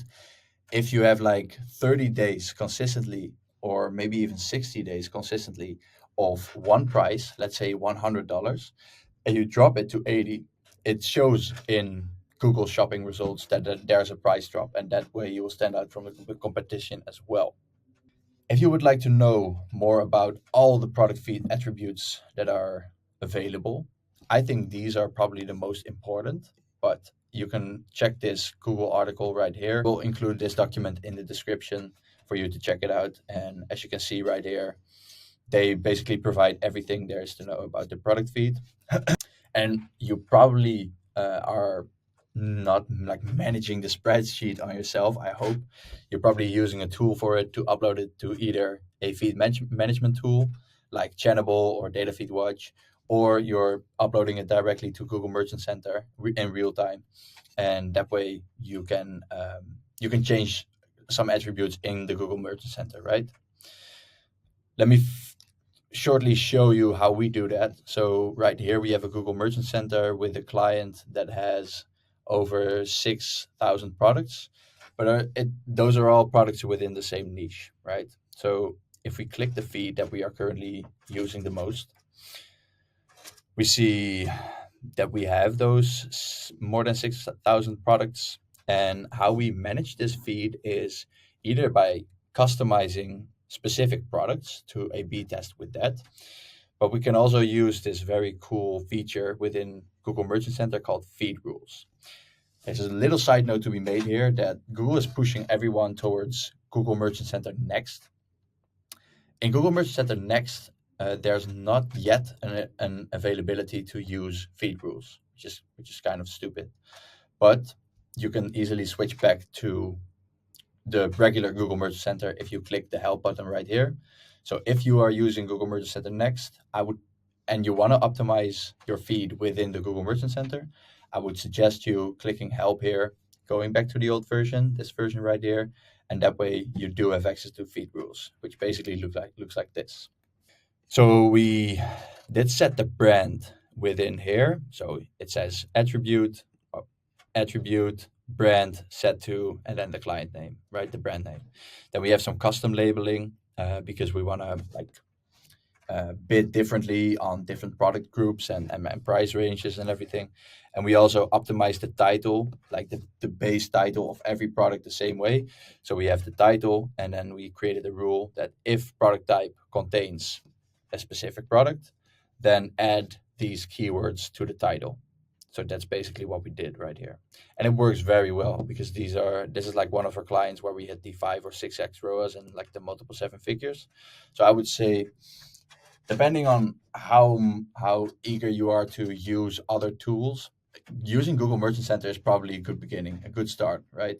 And then you can just upload, create the feed rules for optimizing your base feed, and then sometimes making manual changes or utilizing even more feed rules to A/B test with that. And that's basically everything there is to know for product feed at this moment. Then we have the product page. So let's say you have a well-optimized product feed and you are running the best campaigns out there. People click on your ad and then they land on the product page. You have to make sure that the product page is optimized for conversions. So just a couple things to keep in mind. It has to be fast. It has to have a sleek design. It has to be responsive. So like 60 or 70% of all people on Google are searching on their mobile phone, especially in e-commerce. So make it responsive and make sure it's fast on mobile as well. And what you can do is you can go to pagespeed.web.dev and basically give in your URL right here, and it will analyze the performance of your website. So this is actually one that I'm going to include right here as well. Just doing some live edits, right? So fast design, responsive. It has to have some social proof. Use good images because people love to see images. And as I said, use those lifestyle images, not just a white background, because those don't work as well. Then we have some product recommendations for somebody clicking a product, and maybe you want to suggest another product, so there's more likability that they will buy. And then we have some AOV boosting principles, which I will walk you through in a bit. And just make sure there's an easy and fast checkout process so that people can add their card or payment method very easily. And maybe you have like a pre-fill option on your CMS, probably Shopify. So I would use that as well. And it's not that hard. I would say if you're into conversion rate optimization, you can probably do this yourself and make the suggestions to the client and they can change it. Or if you are a web developer as well, you can change it there, right? If you aren't, I would say get a conversion rate optimization expert on board and just make sure that person creates like the redesigns, and then the client can create the product pages, the actual product pages, right? What I wanted to show you is this website right here, because I think it's very useful for you to know how you can do it right. So we have some benefits here: free shipping and returns on US orders, just a clear product title and a price. There's some social proof here, or interest-free payments, which is like a lot used nowadays. Then here's some benefits. So watch less, wear longer, simplify your life, everything, etc., etc. Then information about the model, which is very important for the fashion niche. And then if you look at the images, they're really good as well. So you have some model images, but also a lot of videos or GIFs as well.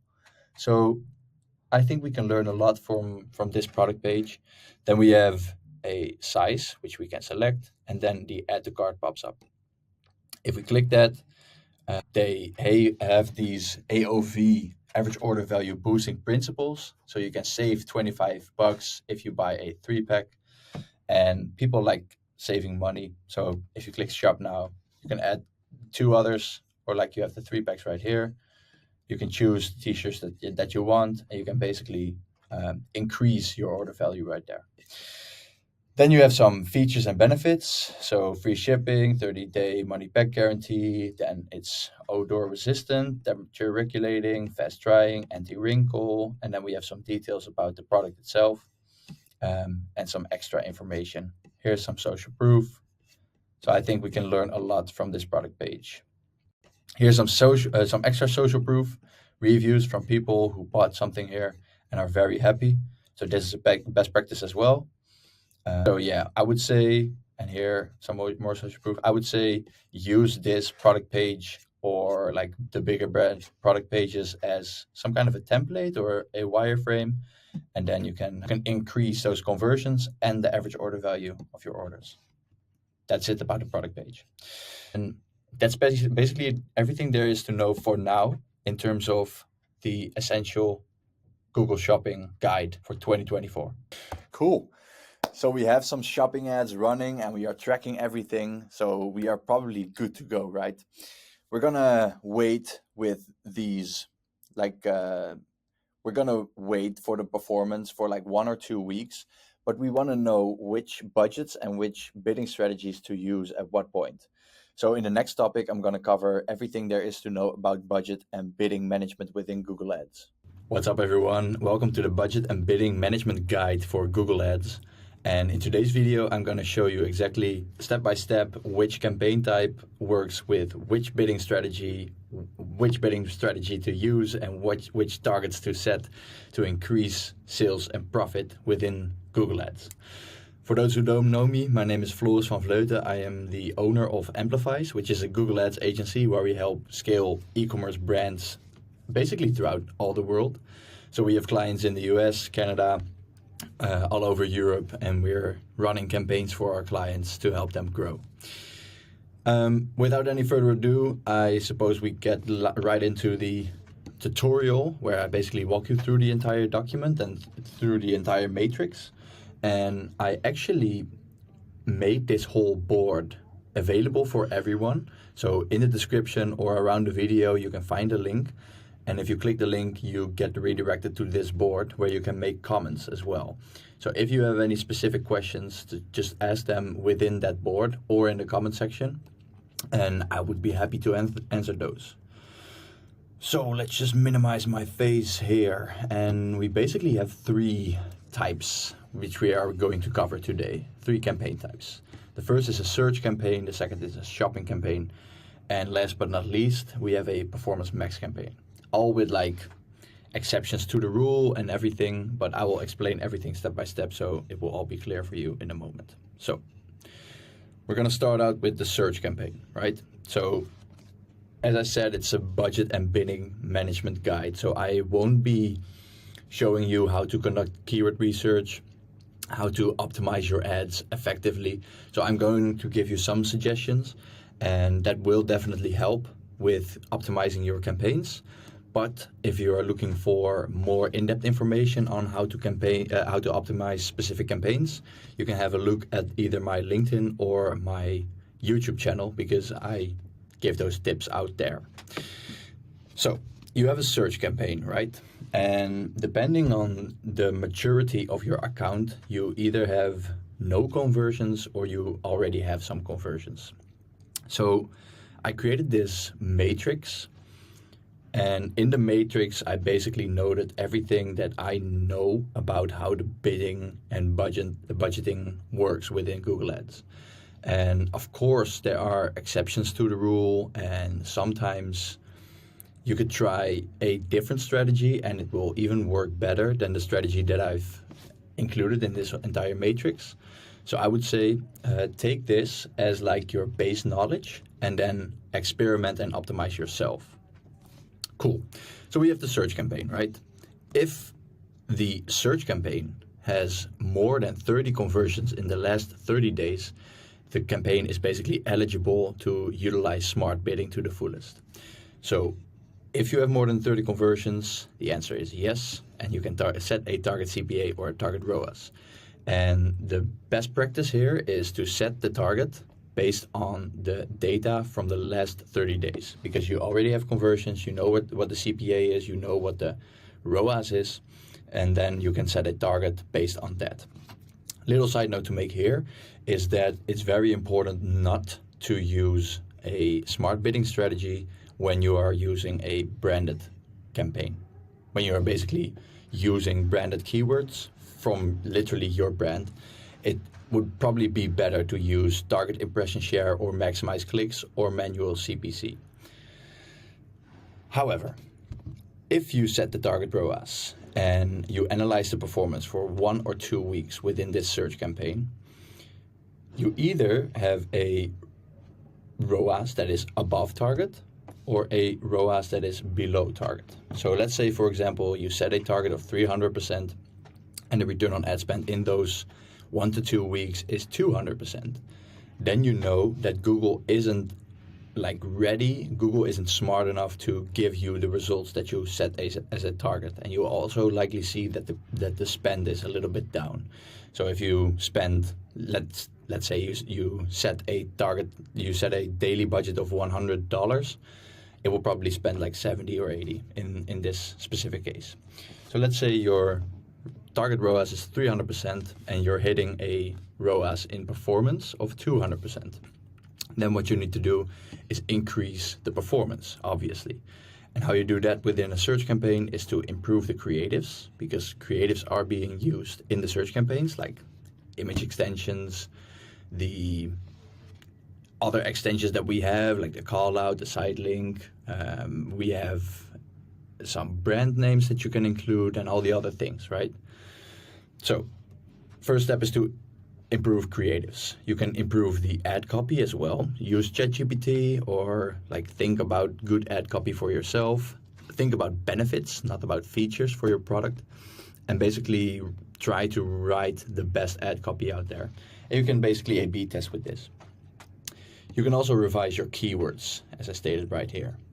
If you revise your keywords, you could find that you have probably low intent keywords in there, or that you have keywords that aren't 100% relevant for you. So revise your keywords and make sure that you are bidding on high intent, maybe high intent and low CPC keywords, because that will improve your performance over time. You can also, very important step, improve your landing page, because you are running ads, right? You are conducting keyword research and creating the best advertisements out there. But even when people are very likely to buy and everything is in line in terms of Google Ads, when people click on your ad, they still land on your website, right? So if your website isn't optimized for conversions, that could be a bottleneck for you. So improve your landing page and include some social proof, include some, as I said, benefits, make sure it's fast, mobily optimized, that you have a sleek design, and it's basically easy to check out. Those are the most important steps. Also, one other thing is to revise product price. So do a little bit of market research if you haven't done it already, and look at what your competitors are doing in terms of price. Maybe you could play around with that a little bit. And then we analyze again for 1 or 2 weeks. And then after that, we already see probably a increase in the return on ad spend. And then if you do see that the ROAS is above target, so let's keep with the 300% target, right? If you see that the campaign is, for example, delivering you a 350% ROAS over time in the performance, then you have to decide, is the target the desired return on ad spend? So maybe you have a desired return on ad spend of 400%. So if the target ROAS is the desired ROAS, then you can increase your budgets, because then you don't have to increase your target, right? If the target isn't the desired ROAS, then you have to increase the target with between 10 and 30%. And as I said, these are general rules of thumb, right? So if you feel like increasing the target ROAS with 50%, maybe 50% absolute, you can try that and experiment with it. But in general, it's best to increase in small increments with both target and budget. So you can do both of those, and then again analyze performance for 1 or 2 weeks. That's basically what our bidding and budget management system looks like in terms of the search campaigns. One other thing that you could try, since you are using smart bidding strategies, so the target ROAS or target CPA, right? You can try experimenting with broad match and test different ad copies, even when the performance is good, because maybe you can even improve the performance. And using broad match with target ROAS or target CPA could work very well. It does for our clients, so give it a try. Then, back to the conversions.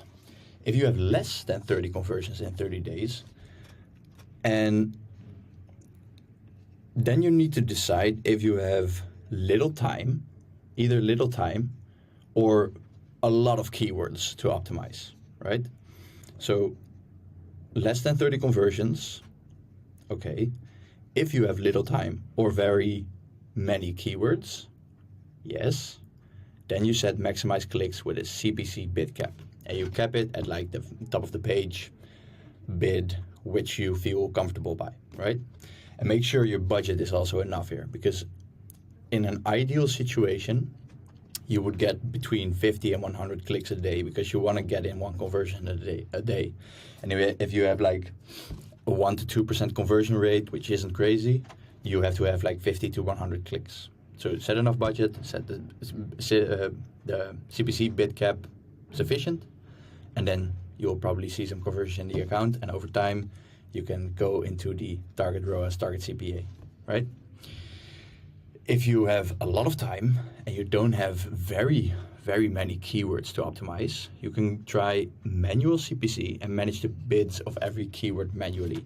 Mind that it is a very time-consuming thing to do, because you have to keep track on every keyword, whether or not you're on top of the page, you get top of the page impressions. And it's very important to keep track of that, because you want to show on the top of the page, right? If you decide to manually manage your bids, you could. I would say try to make sure you're on the top of the page, you get in those conversions, and switch to smart bidding as fast as possible. And that goes for max clicks as well, because smart bidding outbids all the manual bidding strategies, and it also outbids max clicks. So try to go to target CPA, target ROAS as quickly as you can, but you have to have at least 30 conversions in the last 30 days. And that's basically all there is to know about the budget and bidding management in terms of the search campaign. So let's move on to the second campaign. And this is best, I think, together with Performance Max, is probably my favorite campaign type, because I like e-commerce. We only do e-commerce within our agency, so that makes sense, right? So we have the shopping campaign. Again, we start with the question, do we have more than 30 conversions in the last 30 days? And if you do, you set a T-ROAS, no T-CPA, because that isn't an option in the standard shopping campaigns. And again, set the target based on the performance in the last 30 days, and then analyze the performance for 1 or 2 weeks. This is basically the same. So if the target ROAS is the desired ROAS, you can increase the budget. If it's not, you can increase the target. And then if the performance is not on track, you can, that's slightly different here, you have to improve your product placements, right? So improve your product images, your product title, include those keywords in there, improve other feed assets, improve, like for example, GTIN or let's say a lifestyle image or description or anything else, right? Then improve your product page, which is basically the same as the landing page, but the product page contains the product. Revise the product price. That's also very important. As I said, like your competitors might be using a sale, or they might be like 50% of your product price, and there is no way that you can compete with that if that's like literally the same product, right? Also, you have to manage negative keywords, because you want to make sure that everything is highly relevant. And with the search campaign, for example, you get the option to target or not target, and basically choose match types and everything. With shopping, it's a little different, because Google uses your feed to determine which keyword is relevant and which keyword isn't. So always go into your search terms. You should probably do this like once every 2 days, and manage your negative keywords. If there's anything irrelevant in there add them to the negative keyword list, and connect those to your shopping campaign. Cool. That's everything in terms of the target ROAS bidding strategy for the shopping campaign. If you don't have more than 30 conversions in the last 30 days, then the question is here, do you have little time or do you have many products, like 25 plus? If that's the case, I would say use max clicks with max CPC cap. If that's not the case, set manual CPC and manage the bids of every product manually. That's it. Nothing more to it. I won't take more of your time explaining this whole sequence. There's a small side note to be made here. If you start out with a new shopping campaign, but you have enough conversions in the account, you could start out with a low T ROAS just from the bat. This is a maximize conversions trick that we use effectively. So what we do, let me increase my face. So what we do is, if we have a lot of conversions in the account, we set a target ROAS of a standard shopping campaign in which we segment the products on ad group level, like product group level.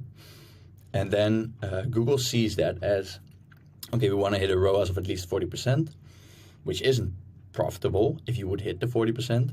But 9 times out of 10, because Google is bidding towards people who are likely to buy, you will probably hit a better performance than the target ROAS of 40.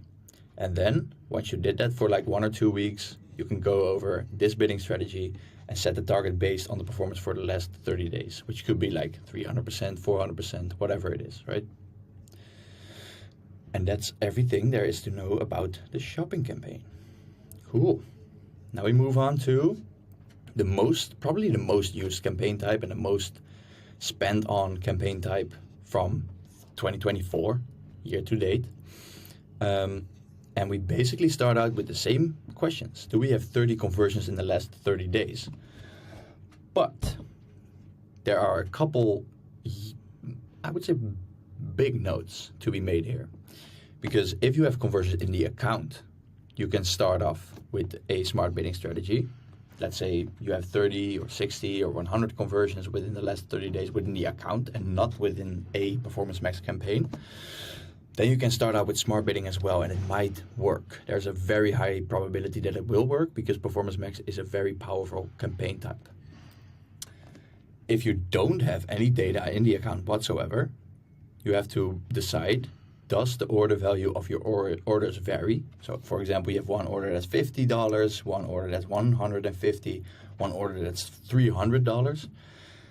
If there's a big variation between your orders, set a maximize conversion value, because Google will optimize towards getting the most value per order instead of the most orders.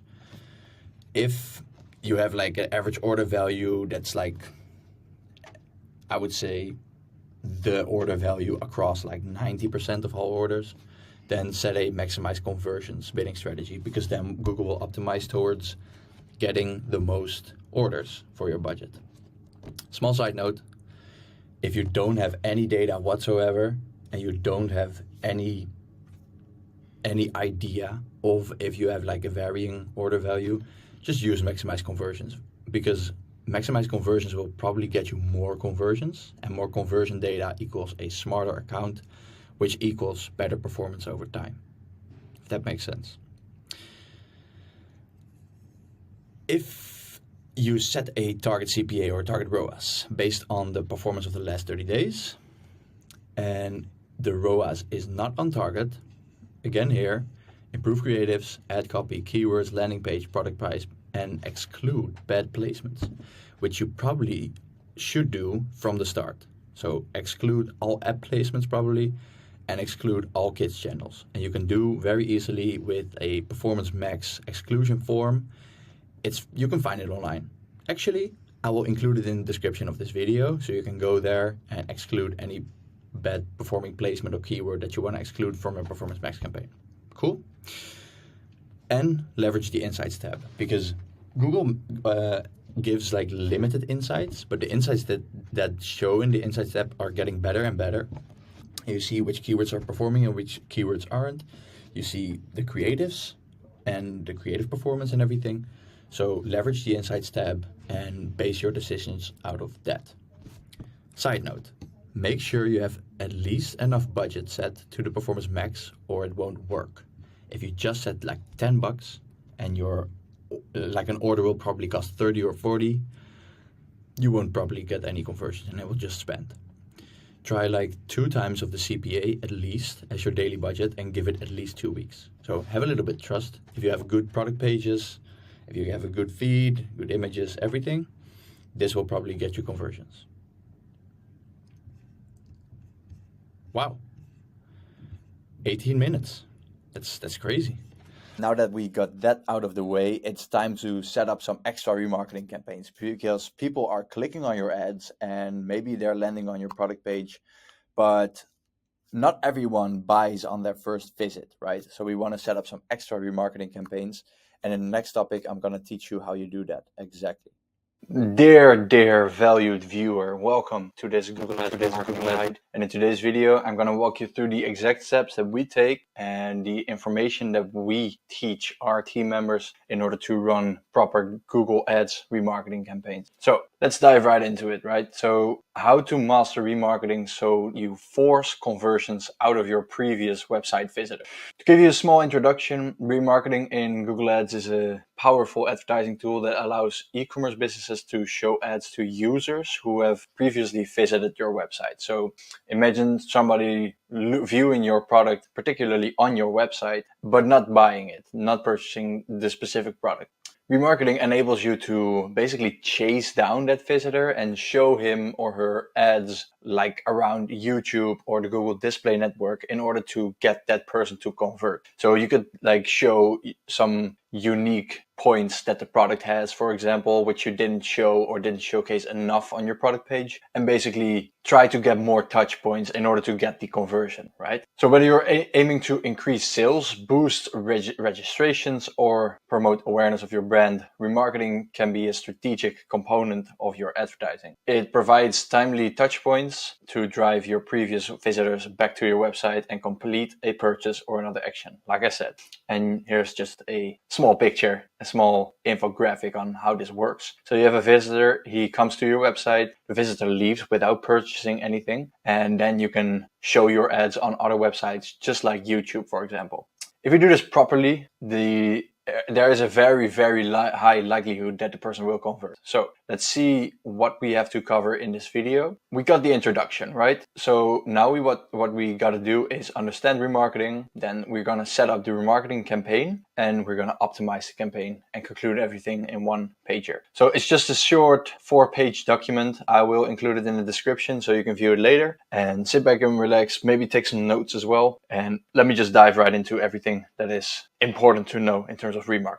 So what is remarketing? Well, I explained exactly what remarketing is already, so we don't have to cover that. And the reason why it's so important for e-commerce is that nowadays we don't have, like back in the day, we used to have a lot of first touch point conversions, if that makes sense. And nowadays, the likelihood that a person will convert on the first touch point is very unlikely, unless you have like a good brand already, which the person knows, for example. But it's very important for e-commerce to use remarketing, and that's the reason why it's automatically embedded in Performance Max campaigns, for example, because with remarketing, you can boost your sales, you have higher conversion rates, you can message tailored messages. So like I said, if you want to showcase a unique aspect of your product, you can do so with the remarketing option. And it's quite cost effective because the return on ad spend is so high because people already were interested in your specific product, right? So if you set up a campaign the right way, then you will probably have a very high return on ad spend. Remember that the higher the product price, the bigger the importance of proper remarketing strategies. So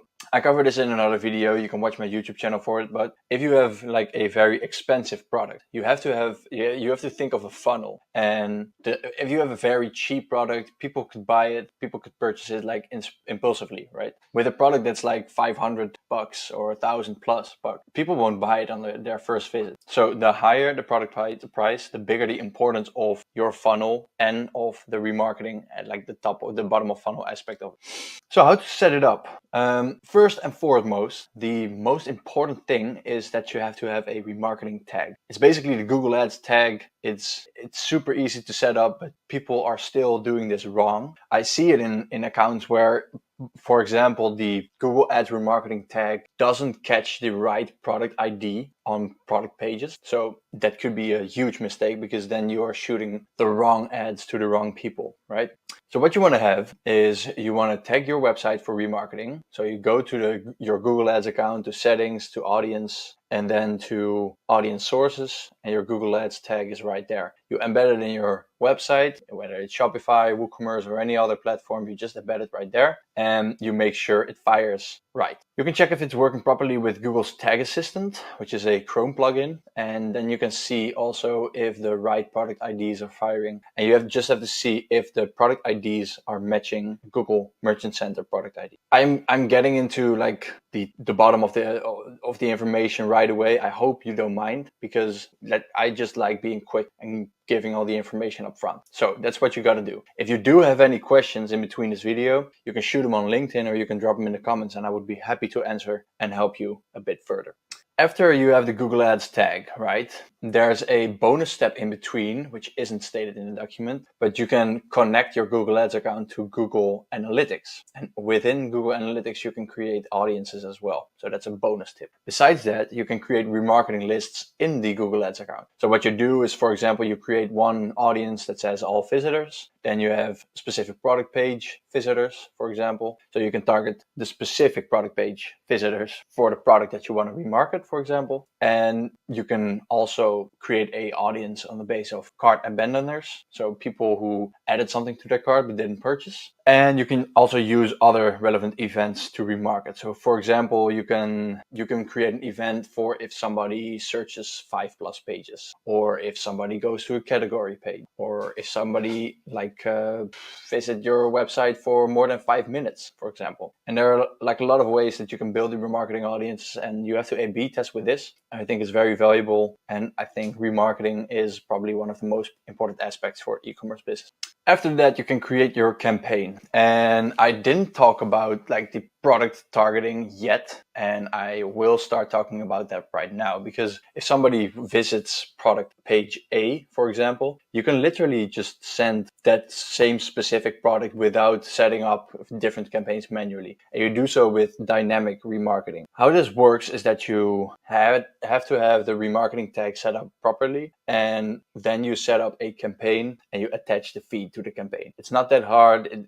You will get led through it by Google during the setup, but these are the options that you have. So the first is display. You can create a new campaign literally selecting display, and set a remarketing audience as your targeting audience. So for example, product page visitors. Turn off optimized targeting, please. I'll make this bold, because if you use optimized targeting, the display ads will also reach people who didn't even visit your website, right? So that's not good.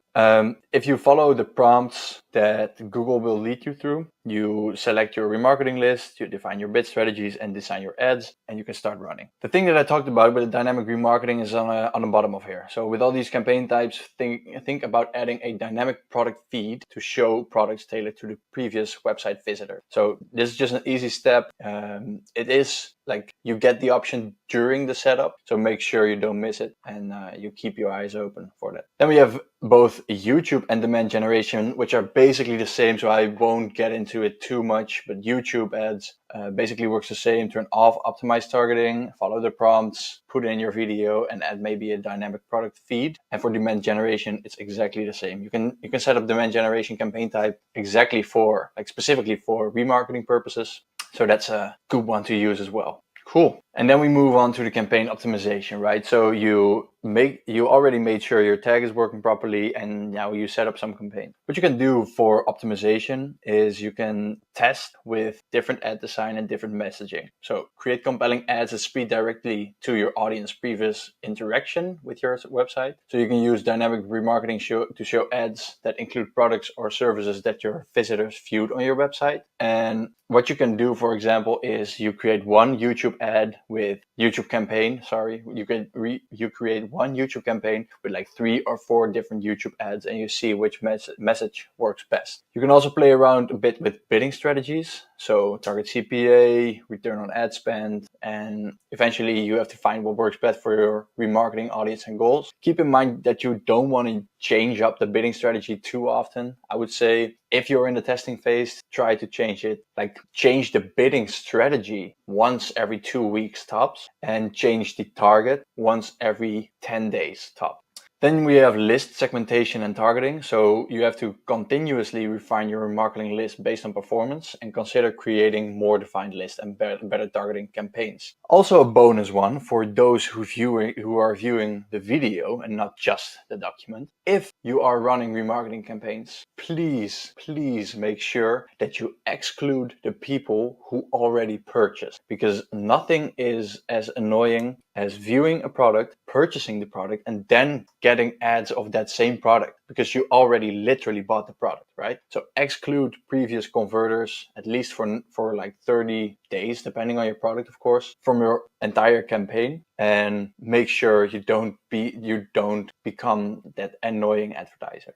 Last but not least, monitor and adjust. So just regularly view your campaign's performance metrics, everything, CPC, CPA, CPM, all the cost metrics, all the performance metrics, and make sure you optimize towards the desired goal. Adjust your targeting, bidding strategies, and add creative based on what's working and what's not. That's the most important thing, because you can set up a very good remarketing campaign, but if it doesn't perform, it could be better to just turn it off and just use Performance Max, for example. In conclusion, the Google Ads remarketing is a great tool for e-commerce businesses to boost their conversions and boost brand loyalty. And by following the strategies from this guide, you can effectively re-engage visitors who have shown interest in your products or services, turning missed opportunities into valuable conversions. And that's it for today's video. Cool. The account is all set up. You have some shopping ads, you have some remarketing ads, and you're basically ready to get some sales. Maybe you even got some sales already if you're watching this video on different times.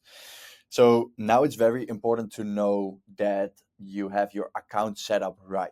And what I'm going to give you today is the account audit checklist that we use to audit our clients' accounts and our potential client accounts, so we know if there's a potential bottleneck and if all the settings are set right. So let's dive into that as well.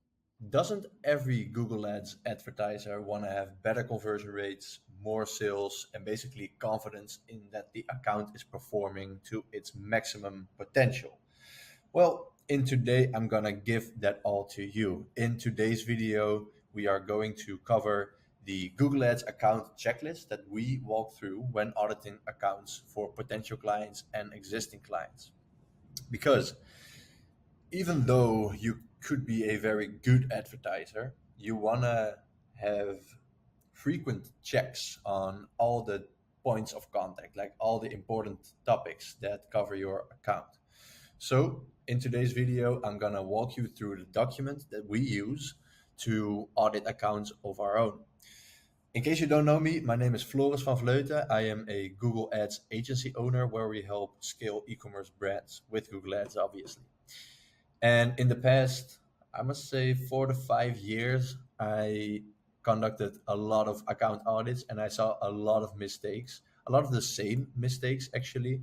So I basically put everything in one document so we can just walk you through it, and you can use this document yourself to increase account performance. So let's dive right into the document. As I said, it's a Google Ads audit, Google Ads account audit PDF document, whatever you want to call it. And it's e-commerce focused, but even if you're not in e-commerce, this document will make a lot of sense. So how to audit your Google Ads account to identify quick wins and potential pitfalls. This blueprint is designed for e-commerce business owners, marketers, and advertisers who seek not to only understand the ways of their Google Ads campaigns, but to master them as well. Whether you're trying to increase your conversion rate, as I said, trying to improve your return on ad spend, or simply to ensure that your ads are reaching their full potential, this guide is going to be your compass. So you will have to do the work to audit like the business, the company, and the account yourself. But this document will help you through doing that. Make sure you actually put in the work, because the more work you put into this, the bigger the advantage will be that it will give you. So the first step you have to take is to create a copy of this document. And secondly, which the thing you are already doing, is check out this video where I walk you through it. What we are going to cover is the business, the Google Ads environment, and the roadmap. So what to do after the audit. And that's probably the most important, the crucial part. But I'm going to walk you through it. And just to be clear, I'm not doing a live audit on an account or on a business or a website in this video, because that would make the video way too long. My audience consists of smart people, so I'm sure you will figure it out, but I'm gonna walk you through it so you don't have to do all the heavy thinking yourself. So let's dive right in, guys. We're gonna start out with the business, and as I said, you already probably created a copy of this document. So you're gonna just walk through the list and end up with a big list of recommendations, right? And I suggest you scroll through the list yourself first before doing the actual audit. So we have the business, the website, the market with a couple websites that we're going to use for that. And then we are going to define the goals. Secondly, we have the Google Ads environment, so the Google Ads account, like stated here, and the Google Merchant Center account. Especially for e-commerce, this is a crucial point, of course.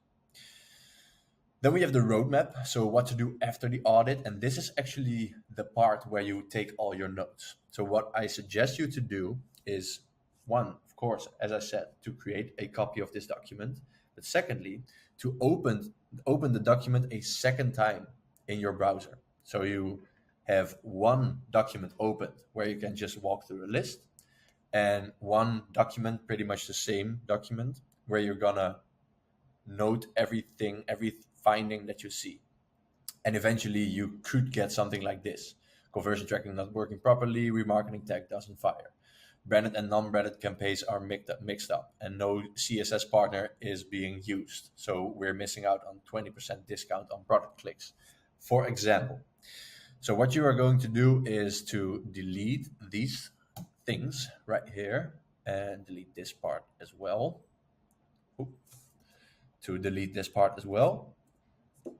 And you're gonna leave this open while you are using another tab, and I'll show it to you just to make it really, really easy. So you have the e-commerce scan right here, and on the other tab right here, you have the roadmap. So what to do after the account audit. Cool. So we begin with the business. We have the website, and we have to make sure that the website speed is on point. So you go to this URL and you put in the URL of your client or yourself. Then after you did that, you know the speed of the website. And as I said, you can note it down right here in the last page. After that, you're gonna look at the product page or the landing page, and you're gonna optimize for conversion. So you have to have good images, check. Clear call to action, check. Good add to cart motion, check. And small tip from my side, look at how Gymshark does this, because it's very inspirational how they do that.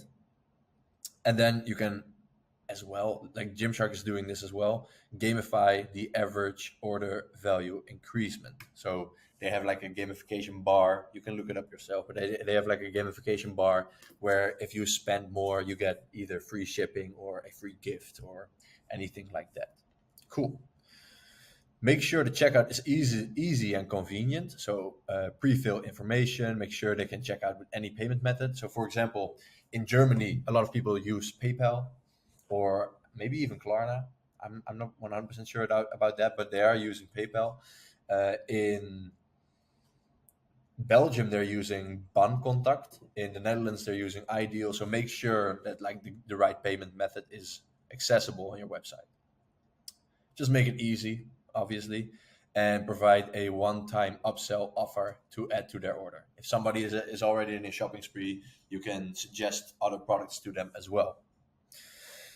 After you've done that, you move on to the market. So you have to analyze price competitiveness, which is a really important topic in e-commerce, because if you are selling the same product as your competitors, the price is going to make the difference. And of course, when one product is cheaper, you can upsell with other products, you can remarket those visitors, you can send email marketing to those visitors. So don't fixate yourself on the initial purchase. Just increase your customer lifetime value. And that's just some extra information that I'm putting out there.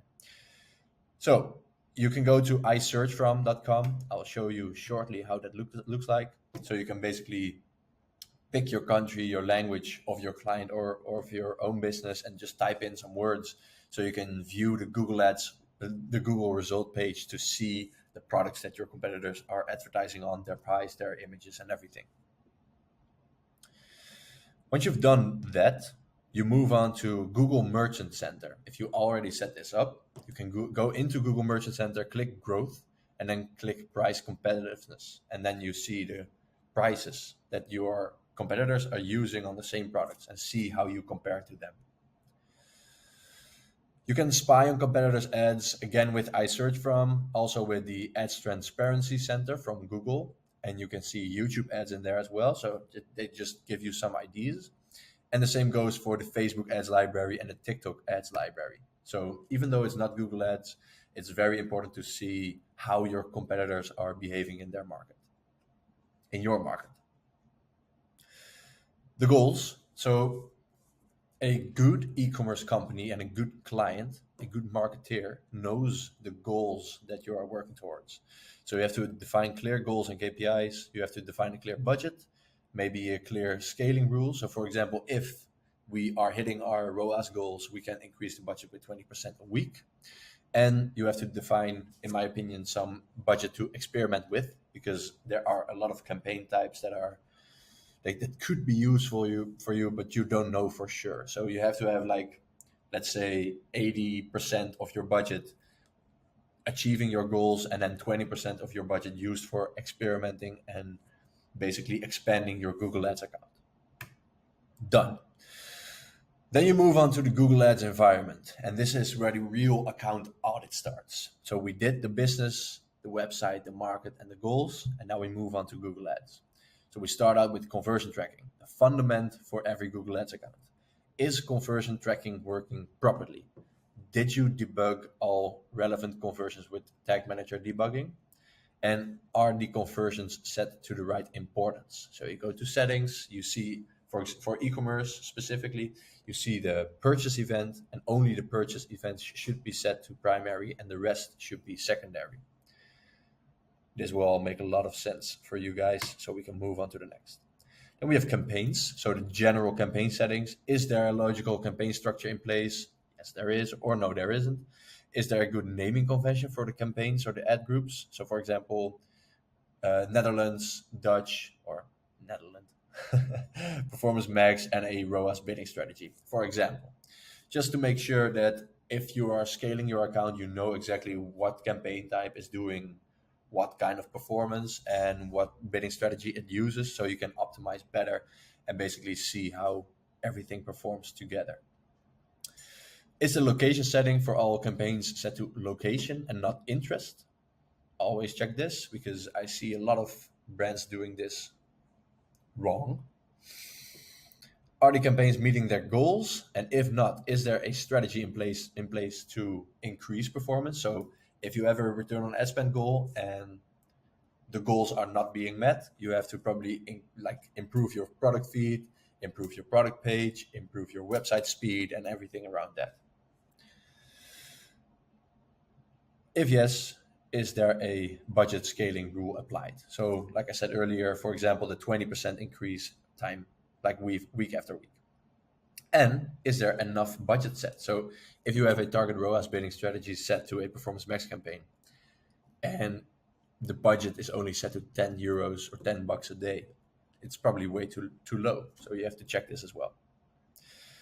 Then we have Performance Max, which is an important campaign type, especially for e-commerce. So we have to see, is the brand name excluded if necessary? For example, if you are a direct to consumer brand and you only sell your own brand, You have to make sure that Performance Max is not bidding on your branded terms, because your branded terms are generally way cheaper than your non-branded terms. And sometimes like it goes the other way around. But either way, there is a big difference between branded and non-branded searches. So you should split them. And what I recommend is excluding the branded terms from Performance Max. There's a brand exclusion option in the Performance Max settings. So just exclude your brand and set up a standard shopping campaign for the brand name. Are the Performance Max placements relevant? So you go into reporting, you check Performance Max placements, and for example, there could be a lot of app placements also stated here. And app placements are very low performing placements in terms of conversion, so you probably want to exclude those. Are the audience signals used properly? So for example, you want to have audience signals that focus on new customers and not by definition either existing customers or way too broad. So are audience signals used properly? You have to check that. And then you can move on to the keywords. So are the search terms regularly checked and negative keywords and irrelevant terms being excluded? And the same goes for underperforming keywords. So it goes without saying that you have to do proper keyword research, of course, but this goes just about the account audit. So just check the keywords, make sure everything is relevant, make sure everything is high performing, and then move on to the next step. So you have the products. Is product performance regularly checked? Yes or no? Are well-performing products being scaled in new campaigns or a new budget set to them? And are bad performings being excluded from the campaigns? It's a really important topic because a lot of brands are spending wasted budget on products that are either not performing at all or are products which are generating conversions at a loss, which is bad. After you've done the products, you can move on to the search ads specifically. So is the click-through rate of the ads good to compare it to the benchmark? You can look this up as well. Like try to aim for 5%, between 5 and 10% plus. Sometimes 3 or 4, but in general, aim for 5 to 10%.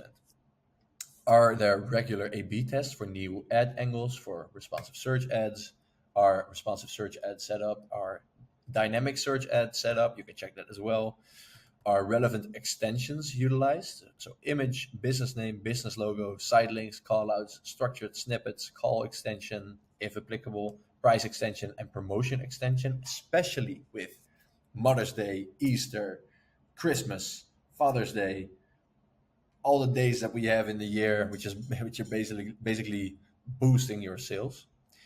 You can add those to promotions, of course. And then we have some shopping ads. So if there's a branded shopping campaign, are the non-branded terms excluded? Yes or no? And if there's a non-branded shopping campaign, are the branded terms excluded? Yes or no? Is there a logical structure in place in terms of product groups? So either category, price, profit margin, performance, whatever. You just have to think about a logical structure and make sure it's set in place. Shopping ads done, and then we move on to the Google Merchant Center account. So, are all the products active? It's a big pitfall for a lot of advertisers, but also e-commerce business owners, that they could be fixated on optimizing the Google ads specifically. But the optimization for Google Ads not only takes place in the Google Ads interface. So you also have to check the Merchant Center and, of course, the website and everything around it. But check the Merchant Center regularly to see if all products are active, if shopping ads is even enabled, if dynamic remarketing is enabled, if free listings are enabled. They're just free sales. If there's a CSS partner being used for 20% shopping discount, which is probably the best choice for like 99.9% of all businesses advertising on Google Ads. We recommend Product Hero for this, not even affiliate, but Product Hero is a good CSS partner. Are all product attributes being utilized? This is also an important topic because, for example, if you are a fashion brand, you want to add like color, material, size, condition, and everything. So are all product attributes being utilized?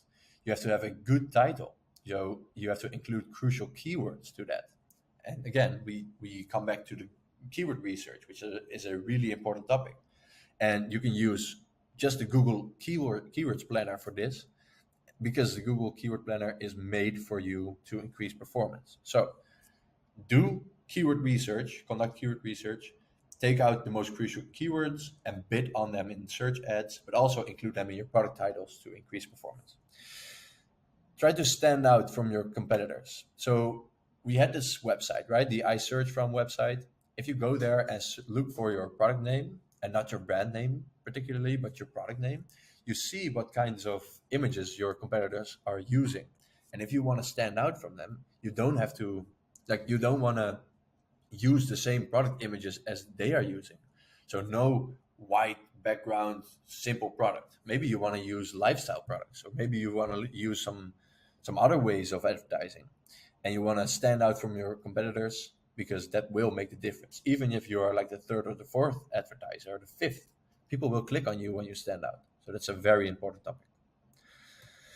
GTIN has to be added, or MPN or whatever, but if applicable, if you have like the product code, just add it, because Google will attach like the product performance from your competitors as well, and they could boost sales, besides the fact that it's like mandatory. Does the product category make sense? So the Google product category, if you are selling t-shirts, for example, you don't want to be in the clothing category. You want to be in the t-shirt category, right? Are all other crucial attributes utilized? So as I said, color, size, material, condition, etc. You have to check that. And last but definitely not least, are all reviews connected? So if you are, for example, using Trustpilot, there's a very simple integration that you can make between the product reviews that you generated and the Google Shopping ads.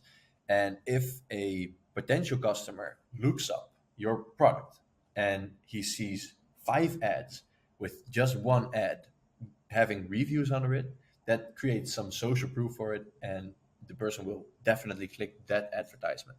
So reviews are very, very important. And then we have a bonus one: install Performance Max Insights script to get additional insights on Performance Max placement performance, if you are using Performance Max, of course. But this is a script that has been created by Mike Rhodes, which is a Google Ads advertiser. And if you use the script on your account and you are using Performance Max, you can see all the placements and the performance per placement. So you can optimize with that new data that Google doesn't give you. So that's a very useful one as well. Well, after you've done all these steps, you walk through it with me, maybe pause the video, check some things, and then you take some notes. You will probably have a big list here with like 10, 20 things that have to be improved. What you can do, depending if you are the e-commerce business owner, or you are the marketeer, or the agency, or whatever in between, what you can do is prioritize these and create a roadmap for it. So for example, it is now the 12th, like let's say, for example, it's now week 12.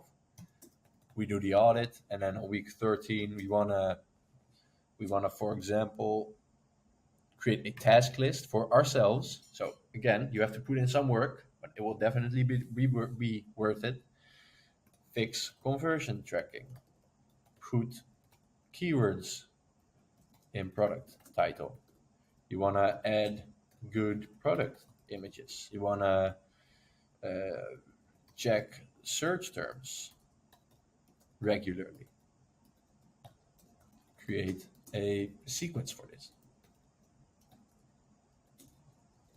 Create a planning for this. That's better. And then you move on to week 14, for example, just say. And then you can create some new task, task 1, task 2, task 3, or 4, whatever. Points clear. And this is basically all you have to do to audit the market, the website, the Google Ads account, the Google Merchant Center account, and everything in between. to make sure you are performing at your very best. You got to the end of this presentation, and I think it took like 2.5 hours, maybe 2 hours and 45 minutes. So I do respect you for watching this entire video. And you can be proud of yourself as well. So, what is next? It's very good to know that all resources that we covered in the video can be found in the description. Besides that, if you have any questions about the entire process, I am willing to answer all your questions. So drop them in the comments below this video, and I'm either commenting like the answer to you directly, or I will create a video about it. So make sure to subscribe as well if you're interested in getting your questions answered. Then, last but not least, if you run a e-commerce brand, check out the first link in the description, because that is basically a short other presentation where we go a little bit more into how you can run your ads and how we can help you run your ads as well. So again, thank you so much for watching. If you like these kinds of videos, I would suggest you to subscribe. Follow me on LinkedIn because I post there daily and I interact with my audience as well. And for now, have an amazing day. Good luck getting sales, and I hope to see you some other time. Bye bye.